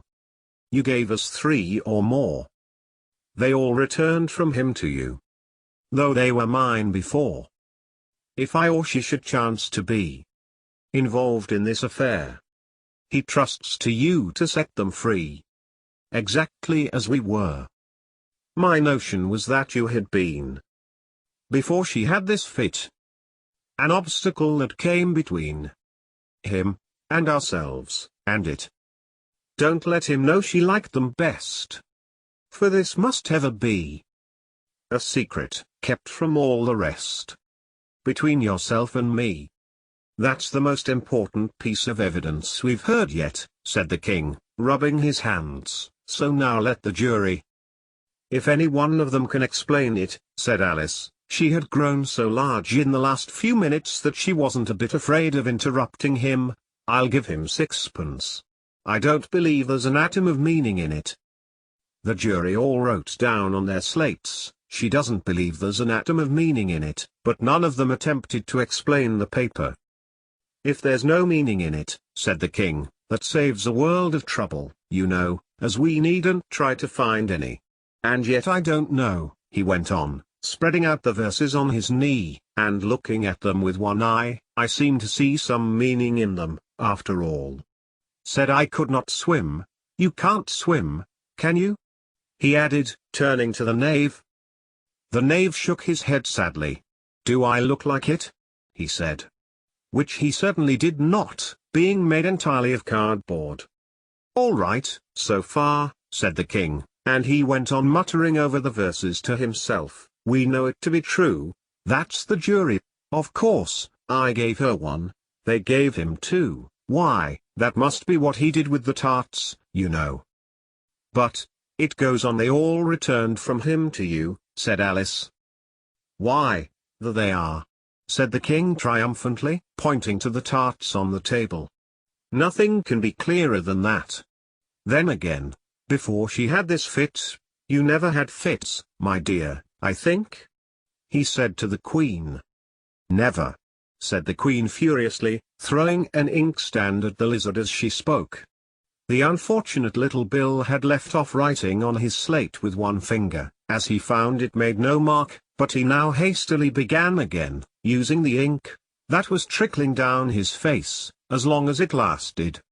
"Then the words don't fit you," said the king, looking round the court with a smile. There was a dead silence. "It's a pun," the king added in an offended tone, and everybody laughed. "Let the jury consider their verdict," the king said, for about the 20th time that day. "No, no," said the Queen. "Sentence first, verdict afterwards." "Stuff and nonsense," said Alice loudly. "The idea of having the sentence first." "Hold your tongue," said the Queen, turning purple. "I won't," said Alice. "Off with her head," the Queen shouted at the top of her voice. Nobody moved. "Who cares for you?" said Alice. She had grown to her full size by this time. "You're nothing but a pack of cards." At this the whole pack rose up into the air, and came flying down upon her. She gave a little scream, half of fright and half of anger, and tried to beat them off, and found herself lying on the bank, with her head in the lap of her sister, who was gently brushing away some dead leaves that had fluttered down from the trees upon her face.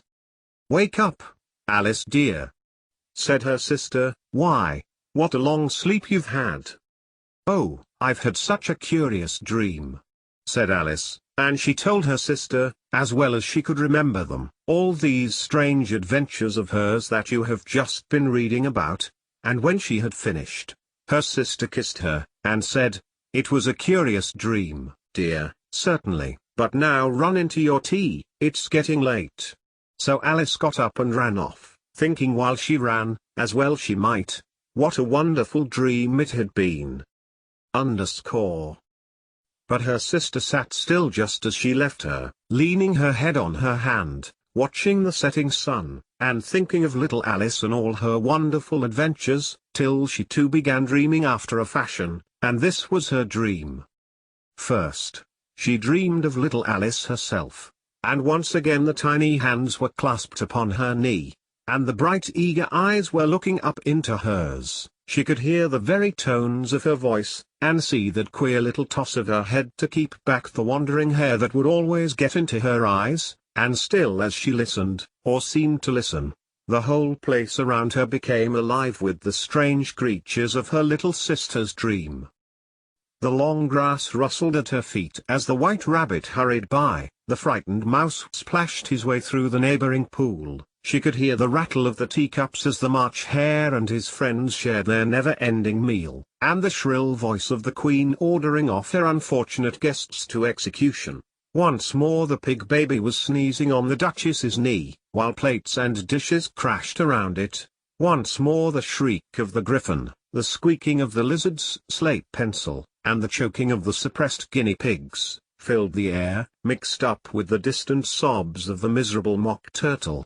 So she sat on, with closed eyes, and half believed herself in Wonderland, though she knew she had but to open them again, and all would change to dull reality. The grass would be only rustling in the wind, and the pool rippling to the waving of the reeds, the rattling teacups would change to tinkling sheep bells, and the Queen's shrill cries to the voice of the shepherd boy, and the sneeze of the baby, the shriek of the griffin, and all the other queer noises, would change, she knew, to the confused clamor of the busy farmyard, while the lowing of the cattle in the distance would take the place of the mock turtle's heavy sobs. Lastly, she pictured to herself how this same little sister of hers would, in the after-time, be herself a grown woman, and how she would keep, through all her riper years, the simple and loving heart of her childhood, and how she would gather about her other little children, and make their eyes bright and eager with many a strange tale, perhaps even with the dream of Wonderland of long ago, and how she would feel with all their simple sorrows, and find a pleasure in all their simple joys, remembering her own child life, and the happy summer